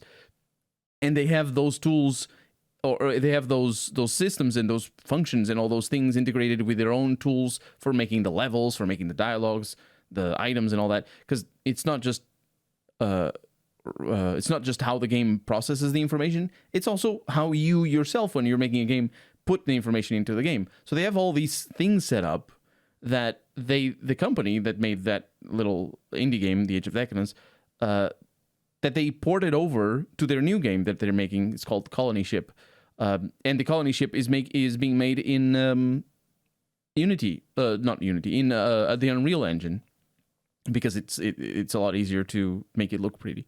But they still use largely the same tools, and the tools were so well thought out, or at least so complete for the game that they originally made, that they were able to sell off, or not, I mean license, I suppose, their own indie engine for the Dead State developers, who incidentally are Brian Mitsoda and his wife, Annie Mitsoda. Then you might recognize those names. But basically, because even though the engine comes from an engine that I don't remember, the functions of how the game plays and how the camera works and how the items are deployed and all that, even though the games look different, they're still the same engine. And that's, I think, where the word engine really matters. But it's, on such a high level, or I suppose that would be low level. No, that's high level. That's why it's so grossly misapplied. Because people try to look at screenshots and videos of a game and be like, aha, that's what they understand a game as being. So they're like, oh, that's what the engine is. And it's like, no. No. Pillars of Eternity and Hearthstone are both in Unity. Yeah. One of them's like a card game, and the other one's a CRPG. Like, just a fundamental misunderstanding of what words mean. But it's just a thing. Like, for a while, people will when the new consoles are coming out, people were talking about teraflops. I was like, you don't know what a fucking teraflop is. You can't even see a teraflop. Shut up. Like, people are just like, oh, I can't buy an Xbox. It doesn't have enough teraflops. I'm like, okay. How many teraflops are needed to make the PS2? How many teraflops are in the fucking NES? Like, shut up. Stupid words. You don't know what they mean, and they actually have no weight to you because, like, half the games you play don't even use 1 teraflop. You look at fucking Call of Duty, it's not using teraflops. Using some kind of, like, shitty hamster on a wheel. Teraflops. Hate stupid gamer buzzwords for shit. People don't know what they mean, and they don't actually usually mean anything anyways. RTX. If I don't have RTX, am I even playing video games? It's all that matters. I need the DLSS for the NVIDIA G-Sync, or else what's the point? I'm not going to get my fucking... The moment a game fucking is moving, all those really hyper-detailed graphics are just fucking noise. Yeah, they're just an obstacle between you and frames. That's why you have to turn off motion blur, because otherwise, what's the point? But I don't mean that they're blurry because it's moving. I mean because you're playing a game, so your brain immediately reduces everything to its base components so you can comprehend the game and read it. It's not true. I can see every frame of Overwatch when I'm turning. Readability is more important than RTX. But Overwatch isn't graphically... the graphics of Overwatch are already designed to age.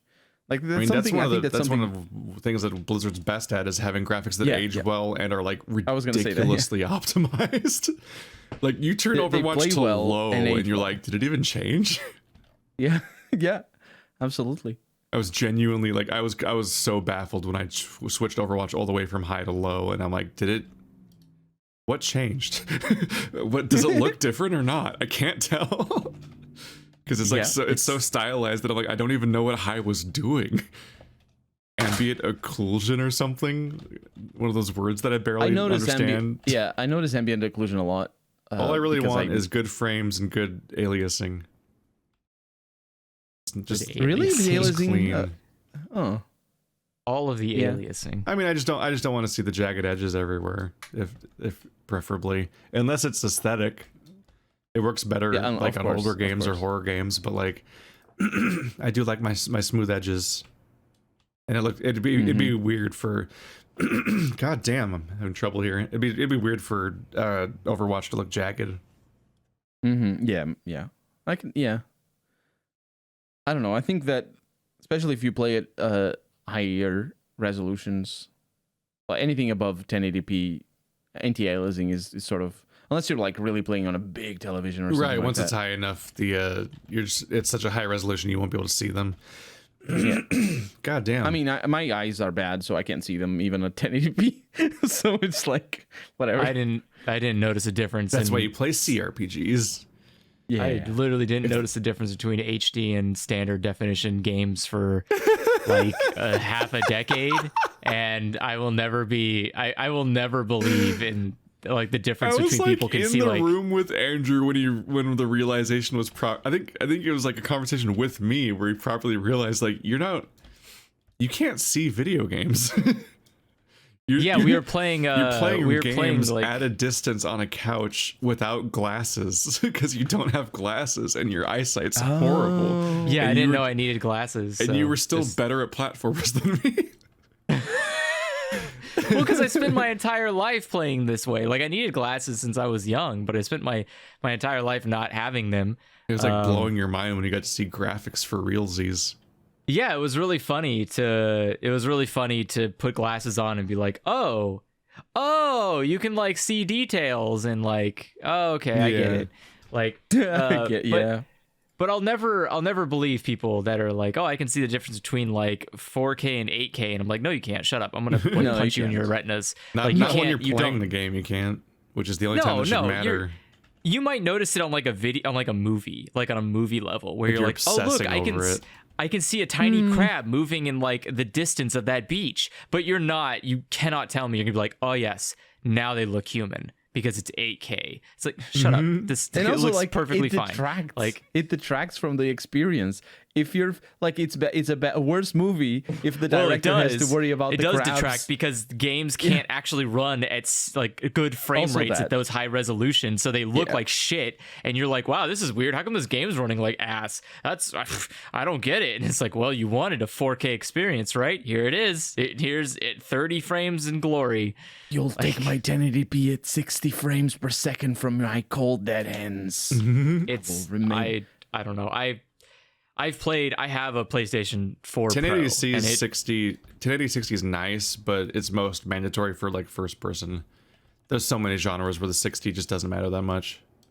Yeah, Like I have horror, survival horror games. It's like, all right, I don't even know. Is this running at 20? I can't even tell. No, I will argue that to death. If it was not for the fact I tried when I was playing Visage, there was a moment where I mean third person survival horror. I'm like, I can't tell what the frame rate of this is. I was gonna say I'll just first person trust you. survival horror is important. Yeah, I specifically said first person is where 60 matters. Oh no, many 60, years ago. no, 144. Many years ago, minimum. I tried 120 hertz on a CRT, and I'm still recovering. I'm still recovering. Like it's so like I know how it basically from then on, and I've played on higher refresh screens since then, but from then on I've known how good it feels to play action games on high frame rate. It feels really good. But I feel like when I switched Overwatch from 60 to 144, I don't think I noticed. That's not true. You didn't notice? If you didn't notice, it's because your monitor isn't doing actually 144 or no, I know what it is. What? I know what it might be. There's input lag on Overwatch in a lot of characters, and what characters? No, you notice it. You would notice it immediately. Like if you're using 144 versus 60, you notice it almost instantaneously that you suddenly have way more frames to work with. Hit scan, you don't notice it as easily anyway. Even if you don't play a hit scan, you don't notice it based on movement. You would notice it based on movement. If you look up and down, you would immediately go like, oh, like there is a huge difference. Like if I play on console, I immediately am like, uh-oh, something's wrong. This is not okay. But that's not, at least for me, that's not why it feels nice. It's not the movement. Not? Like I feel that. I know what you're referring to, and I can see that. But I also know people who say I don't notice that, and that's what Keith is saying. That's what Keith is saying. But what I'm saying that feels nice is the snapshots and the sort of reactive little corrections right at the end when you click a button, and it's all so fast and so fluid because it's high frame rate and the distance between you moving your mouse and the screen actually changing. It's very little. It's very reactive. That's what feels good. So I think that if you're not playing anything that's hit scan or first person, or at least specifically hit scan and mouse, high frame rate doesn't matter as much. It's not that it doesn't matter, but it doesn't matter as much. Like I play, for example, I play racing games at 60 frames per second, and I don't notice any. Like it doesn't matter. I have an 85 hertz screen, and I've tried it with 85 hertz. Yeah, doesn't change anything. I mean, it's not a big difference, but it's like almost 50% more frames. But it doesn't. It's always really weird just trying to figure out what people will and won't like notice in something. I know the thing is I notice it, but it doesn't change how well I play for one, and it doesn't change how much fun I have. Well, like and the reason I for that is because I sat down to watch a movie with Stephanie, and it was in 4:3, but it was stretching across my monitor, and I couldn't figure out how to fix it, and I kept fiddling with it. And I can tell you how to fix it. And she didn't understand what I was doing because she didn't see anything wrong with the movie. But like the movie was 4:3 and stretched across 16:9, so like everything was wide, and it meant nothing to her. And also like the TV downstairs has frame smoothing turned on, and I hate it. And it's like, terrible. You know, it's especially distracting when they watch animation. the animation will be at its normal frame rate until the moment it has like a panoramic like scroll, and then that scrolling animation is suddenly at like 120 frames per second. It feels like, and you're like, ugh! Like it feels so weirdly seasick and gross. But yeah, like all the movies and shows they watch are like at high frame rate, smoothed and stuff, and it's like it's really gross looking. And I'm like, but no one, I don't think anyone else notices it's even happening besides me. And I'm like, I don't know how anyone doesn't notice. Keith, how to fix the weird aspect ratio on movies? If you're watching it on a computer, you need to use Media Player Classic. I was specifically watching it on a Blu-ray player plugged into my monitor. Oh, that's This is where everything's getting messy. It's like, why doesn't my monitor have a 4:3 setting? Like, I couldn't find one. Why didn't you just steal the movie? What's wrong with Media Player Classic is so good. It has so many features, and one of them is that you can resize the display, and you can just do like, you remember the old CRT televisions? I think modern day monitors do the same thing, where you can just change the width and the height and all the things. Yeah, you can do that with the numpad keys. It's shortcuts, but they work. Use like 8 and 5 and 4 and 9, and it does all manner of things. Everybody should use Media Player Classic. I think we were watching like I think it was a DVD of The Lodge or something, and it was like, please fit the screen. No. But everything these days is online, so nobody uses software anymore. The Lodge is pretty fucked up. It's another one in the forest, isn't it? It's I mean, it sounds like it is. It's God, it's really hard to talk about without spoiling, basically. But the it's a father that is remarried because their mom committed suicide, and there's 2 kids, and he's trying to get the kids and the new mom to like bond, and they end up they're going to have this vacation at this lodge, and they're all going to be there for like a weekend or a week or something, and it's getting snowed in and stuff. But the dad has to deal with something for business, so he's going to be showing up a few days late, and so they're alone with the mom, with their not mom for a few days. And this is a good setup. I like it. It's like, so they're stuck with this person they barely know, and I think you're kind of ready for it to go one way, where it's gonna be like, it's like, something's wrong with this woman or whatever, but instead it's kind of the other direction. But there's the implication that it's like an others territory, where like where they might all die in a gas leak, and there's like this purgatory shit going on. But it also might be certain characters fucking with other characters. Like it just goes in weird, distressing directions. It's like a fucked up gaslighting horror movie or something, where characters are questioning what the nature of reality and whether or not what's happening is even happening, and so on. 74% on Rotten Tomatoes. And some of the horror comes from that idea of like a character potentially going to distressing lengths because they don't think they're actually alive, and so on. And things that someone might do when they think that they're in that state. Oh, that's really cool. It's just it's just a nightmare. I don't think that's very common in horror, like playing with a character thinks they're dead, so they do weird shit.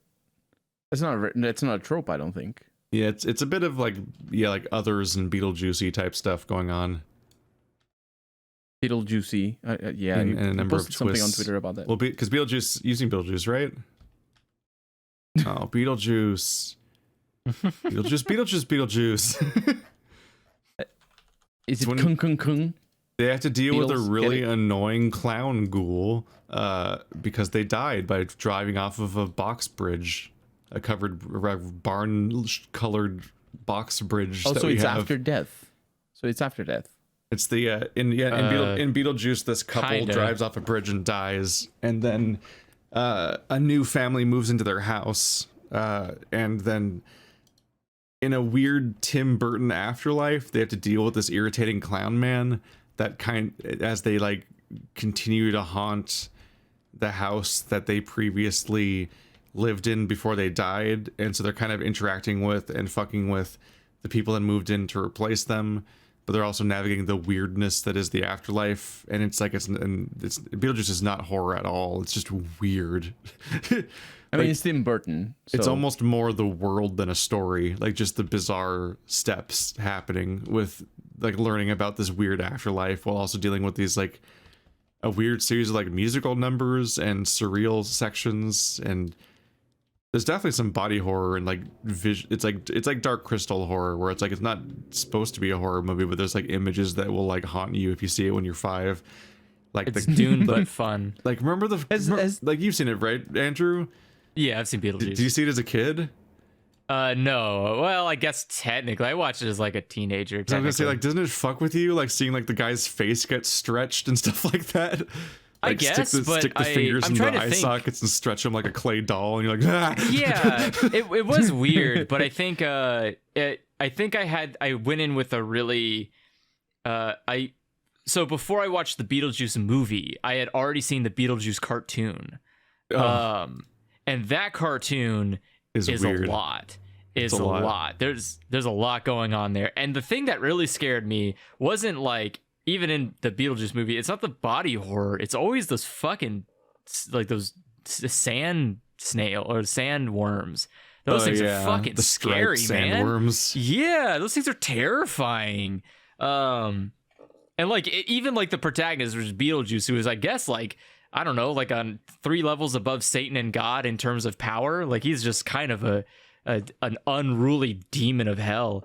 Like even he is terrified of them. So like these worms are like the top de facto of this universe that is already just like so kooky and crazy, like a Nightmare Before Christmas style world.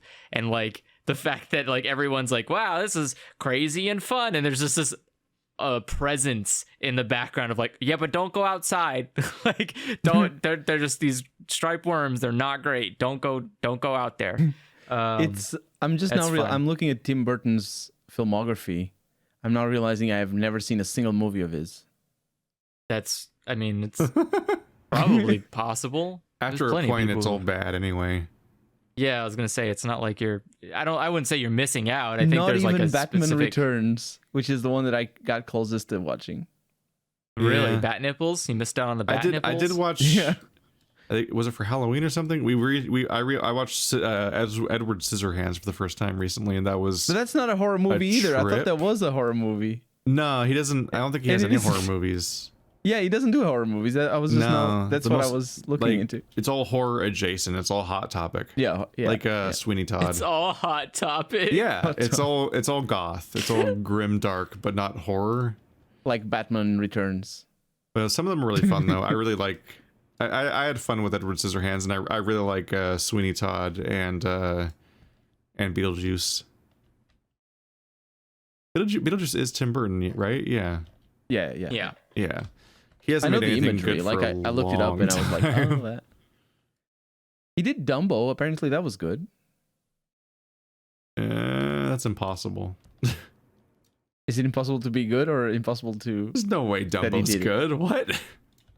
I heard something about it being good. It wasn't good. It's a Disney remake. They're all so bad. The Disney remake of Dumbo really cut out like a lot of the emotional core of Dumbo in exchange for a really but in exchange for like a really quick it's just a sad elephant movie. Yeah, that it's all coming back to my memory. That is exactly what I saw. It wasn't that it was good, it was that it was bad. the original one was mistake. Good. Yeah, the opposite of what I was saying is true. No, but I was thinking, I was like, wait a second. But you were so close. It's on the other side though. No, I think the video I saw of somebody reacting to the new Dumbo, what stuck to my memory was that apparently the original Dumbo was pretty awesome and it had like all the subtext and whatnot. And I was like, oh, look at that. Because I also have never seen any Disney movie apart from Baby, potentially. Is Baby from Disney? You know what I'm talking about? What happened, Keith? It disappeared. Oh, that was creepy. I just couldn't wait to use the restroom anymore. Oh, that was super creepy. Because that was super creepy. I thought my internet had gone down or something. Oh, do you like start asking questions directly to me at the worst possible timing? Yeah. Yeah, no, I just was like, it's just I gotta find a chance to use the restroom, and I keep being like in the conversation. I just gotta bye. All of You a gotta sudden, go I was before. very aware that I'm sitting down at 1:15 a.m. in front of my computer here in Portugal. Alone. No, Alone. I don't usually announce it because usually I just get away with it. My crime this- has always gone unnoticed. My greatest Yeah. crime was that time I got away with just sitting down and eating my entire dinner. Like it arrived and I got it and I ate the whole thing while you guys were talking, and at no point was it really noticeable that I had like excused myself for like 25 minutes and was just sitting here listening. That is pretty That's why impressive. San Francisco sucks. Sacramento, What? California. Yeah, Uh, that time that you're referring to was when Andrew and I were talking about That why one. San Francisco sucks. I was trying to learn more than Yeah, this having is my own the take. second time Oh, I've been no. like called out. I failed. you have failed on your stealth this check. plan is You have rolled collapsing. a 3. But yeah, there's I'm surprised you've never seen a Disney movie at all. I don't think I have. I think he just doesn't Maybe- watch movies. I don't want. Yeah, that's true. But growing I'm just up, thinking like there's a lot of Disney movies. Like but just they don't show on television though. He hasn't They're seen super Star Wars, stingy. remember? Never seen Star Wars. That's true. so you've But never it's seen Yeah. a single Marvel movie, you've never seen a single Star Wars Oh, movie, no. never seen I might have seen a Marvel movie, and you've seen but a Disney not- movie. but not since they were acquired by Disney. Some people just don't watch So- movies. Also, that Like with Bert and Uh, his ADHD and stuff, like he just doesn't like movies. What? Yeah. I like movies. I just don't. Like I for mean, me, the Disney I thing don't is like that movies for a different reason than most people don't like movies. Because you don't like but- art No, that's not like true. across the board. like, they, Like, don't- this, they last like, very you're little. not One Piece. I mean, they're 'Cause they making a don't live last long action One enough. Piece. For me, the thing about Disney movies that a lot of the movies I watched were they showed up on television, and it's like 90s television where you have the channels that are on TV, and you have to you watch what they are there. There's no like cable or anything, for me anyway. And so that's how they works. And Disney never show, or they never showed Disney movies on television, so I never saw it. No, not they only show Disney movies through the Disney Channel or Yeah. pay-per-view, I guess. But yeah, Disney doesn't really like let public broadcasters air their stuff because that's not how you make money. And that's a big divide. I think there's a big divide in at least my generation between richer kids and poorer kids, because poorer kids they just didn't go to the cinema, and they certainly didn't have cable, so Disney just didn't reach those people. And they would be like, oh, but look at all this advertising for Cinderella and for Ratatouille or whatever was the movie of the year. And I would see that advertisement and I would just figure, well, that's a thing, I suppose. I never knew what it was. Like even things like Snow White, for example, which the movie came out, when I was very little, I think. But like every time I would talk about Snow White or growing up, people would always associate it with the Disney version. But the one that I watched when I was on a VHS tape, that wasn't Disney. And it was just a different Snow White movie. Completely different from the Disney adaptation. And that was Snow White for me. I knew the story more or less. It was just completely disconnected from Disney. Which is good enough. I like that.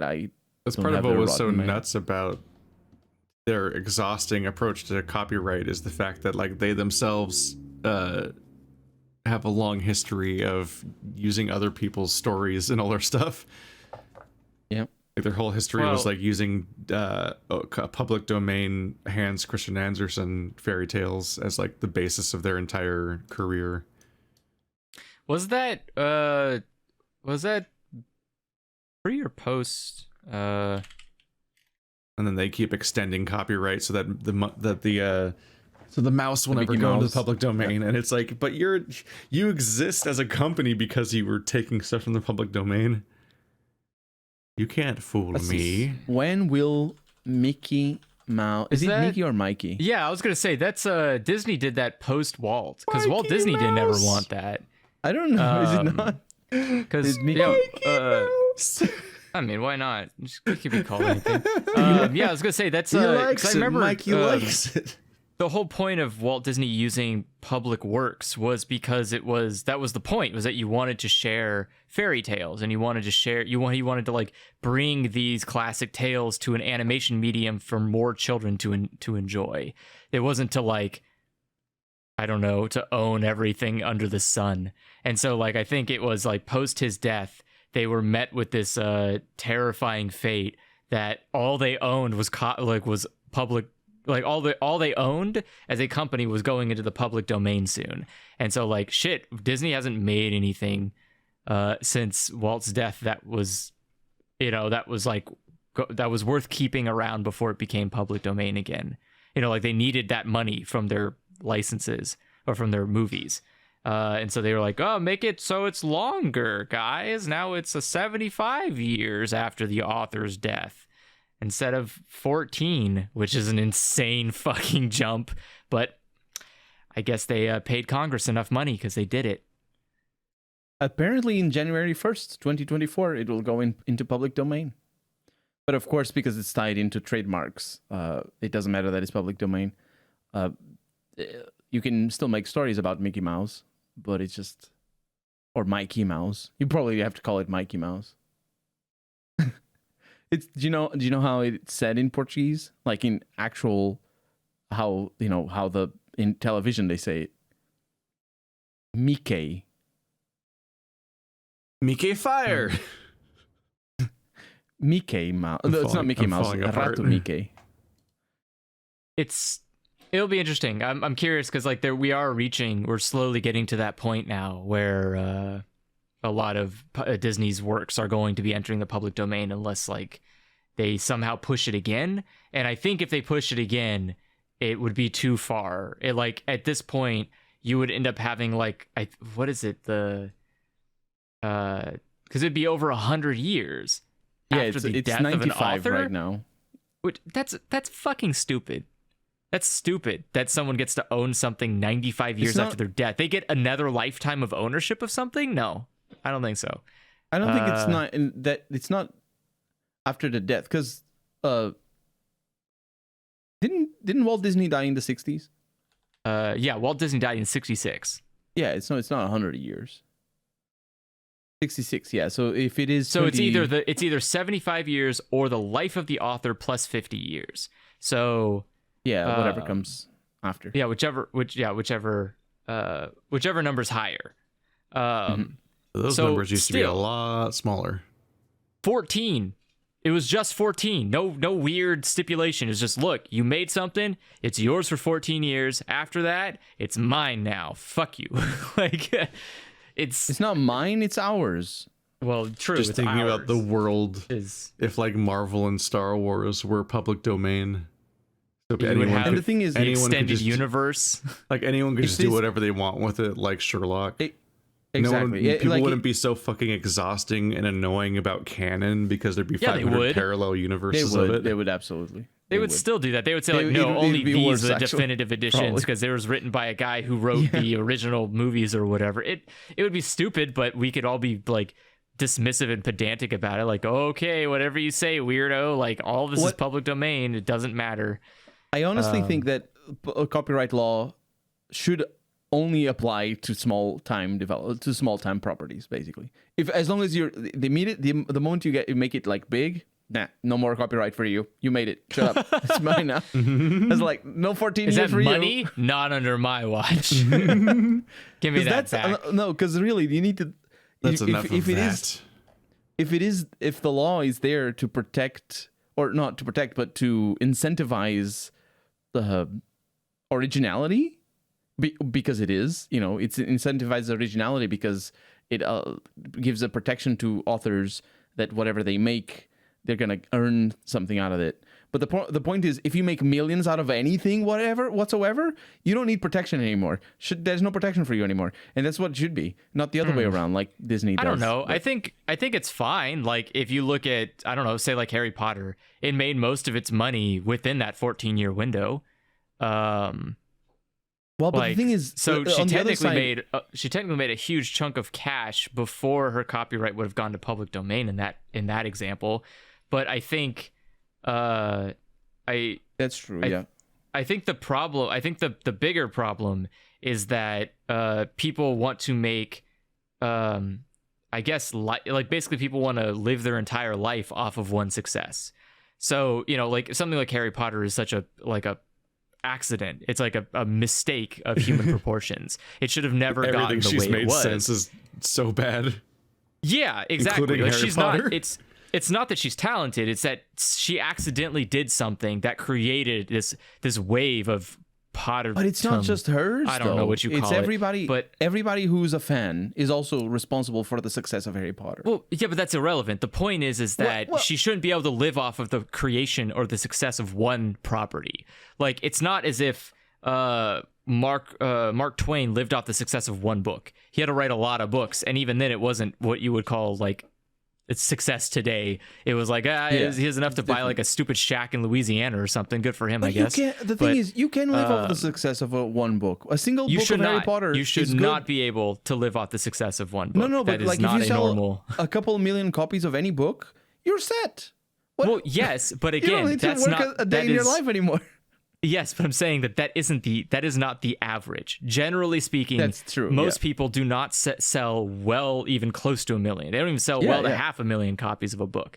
So the idea that most you would writers don't sell basically anything to even live off of the books. most art is not profitable. Yeah, But that's the thing is that so copyright law being that long is kind of is like stupid because It's bad, why would you need to own the rights to this book you made for 75 years when it's not going to do anything for you in those 75 years, realistically speaking? Again, It's just if you look at harming the innovation and don't look at the originality. outliers. Don't think about like, well, what would happen to Harry Potter if anybody can make a new Harry Potter? I don't know. Probably the same thing happens be when you let better. the crazy girl It'd be make Harry better. Potter stuff. Garbage. It- You just have it would be better a because deluge of garbage. Harry Potter isn't the best thing there is. I'm not dissing Well, it's the anybody best that thing likes she's it. ever made. No, But what the thing is, like, but I'm this- saying but- like it's not. It's I don't think. It isn't famous removing- because it's better than the other stuff. It's famous because it struck a chord in the public's consciousness and because the advertisement worked out and all the things. It's a set of conditions. It's not because it's the best thing it could be. It's No, because, it's people like it. Kids didn't know about good. Like, Yeah, but it doesn't. actual That good doesn't. That stories. doesn't make it worse. It is what it is. But if everybody, yeah. if there were more people contributing to Harry Potter, it would be better because then you would. Well, people start to do get, that already. It's called They do, fandoms. yeah. They just Yeah, make absolutely, fan works. absolutely. It's just. So- But the thing is, like, people just can't sell them, and like that's the joke of like what 50 Shades is just a fan interpretation of Twilight or something, and so Yeah, like yeah. it's just someone who couldn't. That's literal. Well, That's but I'm saying it's literal, like the joke is like she had to like rename it because she couldn't legally just make a weird offshoot Twilight thing because like that it's it's like stuck in copyright litigation for ownership for 75 years. Where I'm sure Twilight would already be in public domain by now. When did the fucking Twilight books come out? High school? It wasn't that long It was a ago. while ago. It was It wasn't the 2000s. It was like 2005. So yeah, I don't know. more or less. Yeah. Probably could have. Yeah, she I probably could have understand just the gist. waited and made a shitty fucking. Yeah, she published Twilight them all book. online as like Snow Queen Ice Dragon. It was just like it's called Masters of the Universe, and it was a bunch of extended stories about Bella and Edward, except he wasn't a vampire. So it was just the power no. dynamic stuff and all the distressing elements. And then they just she just renamed it. She just renamed all the characters and then published it as books. And she was close. It came out in 2011. So she had just waited a couple more years and maybe spent some time fine-tuning this garbage. She could have Rewriting. released... I don't she think could have she's released this- complaining. I think she made more money than Twilight ever did. Probably, but that's beside, that Probably. doesn't change the quality of something. Making money doesn't mean it's like it's not going to be a stain on your life forever. The idea is that she could have waited. Okay, Rudiger, that's my mouse. She could have waited for a couple more years, and technically, like Twilight would have been in the public domain, and she could have written what she really wanted to, which was another Twilight. She could have made an alternate reality Twilight, called it Twilight Omega, and now it has BDSM stuff in it instead of whatever the regular Twilight has. BDSM light stuff in it? I don't know. So I don't know. It's just funny to think about the idea that like it's funny to think about that 50 Shades of Grey will be tied, I hate the name of this author, but will be tied to the name of this person for like almost 100 years. Like, it's just, I don't know. It's so stupid. In that particular so case, dumb. it might be for the better. I don't think so. I think we're missing out. We're as a society, we have gone downwards because we have to can't just keep going. publicly. It's shades all the way down. Like we just need to keep going into more and more layers of fan fiction with the serial numbers filed off. Think about how much better we would be if we could all create our own 50 Shades of Grey novel. We could all contribute to this universe. We can make a universe where, what's his name? I don't know. The main character guy. Christian Grey. Oh, that's why it's called 50 Shades of Grey. So that Christian Grey, that way he can, I don't know, he could be an elephant and stomp around the jungle with other elephants, and Anna can be a giraffe that loves him. I don't know. It doesn't matter. The point is that you could have crazy derivative works or continuations of this, and someone can say, like, the second book actually doesn't exist. It's mine now. And it would be fun. It would be a lot of fun to see what media would look like if there was a lot more access to it, rather than this like weird stranglehold and horse beat death and milking going on. Like I don't know. You just like look at the list of things that Disney owns, and it just gets longer, and you keep thinking like, oh good, one day this list will just be bigger than all media ever created. And it will all be owned by this company forever. In theory, they just keep pushing the date back more. It's all the long con, so they can put the entire world in the Disney vault. That's what it feels like. I can't wait until like all of the Star Wars stuff goes in the Disney vault. Like it's gonna be a fun day when they're just like, oh, by the way, you can never buy Star Wars again. And just like close that vault in, and then people are like, wait, I didn't want that. I was like, wait, no, bring back the George Lucas thing. It was fine when he was making weird copies. At least sometimes people sold the old ones again. That was always such a weird aspect. We're just going to take some of our stuff away every now and then.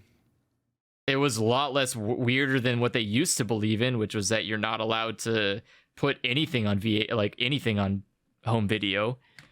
They used to think that putting any Disney movie on home video lowered the quality and the brand recognition of their products. Because home video ownership was for the poor. By making all those direct-to-video sequels. Well, that was after someone came by and said, are you aware of how children work? Because let me tell you how children work. They love to watch the same shit until it burns their retinas off. So what if we just gave them retina burning content on a massive scale that they could just own? And then some rich guy was like, fuck, what if they had to rent that guy has thoughts. I can't think. Do what he think. And then they did that. And now Disney sells everything from VHS to t-shirts to, I don't know, probably socks of their product. And that's why their brand is so strong. What do you mean probably socks? Of course socks. I don't go to a Disney store. I don't know what Disney sells. They probably sell people at this point. $35 for a like pair. Animator 1, Animator 2. You could buy animators from the Frozen series. Here they are. Just take them home with you. They'll make Let It Go in any, I don't know, art style you want. I don't really know what Disney sells at this point. I don't know, man. I'm just saying the point is that Disney was on the track to never having a vault until some jerk showed up and made it exist. And that guy was Albert Einstein. All right, well, we're clearly losing our minds. See you guys next week. All right. That was fun. Albert Einstein will be on stage. There's a stage appearance. play of 50 Shades of Grey. What the fuck? Who made that? Why would you do that? What is the point? The musical parody. How do you parody BDSM? That doesn't sound safe. Is there like a...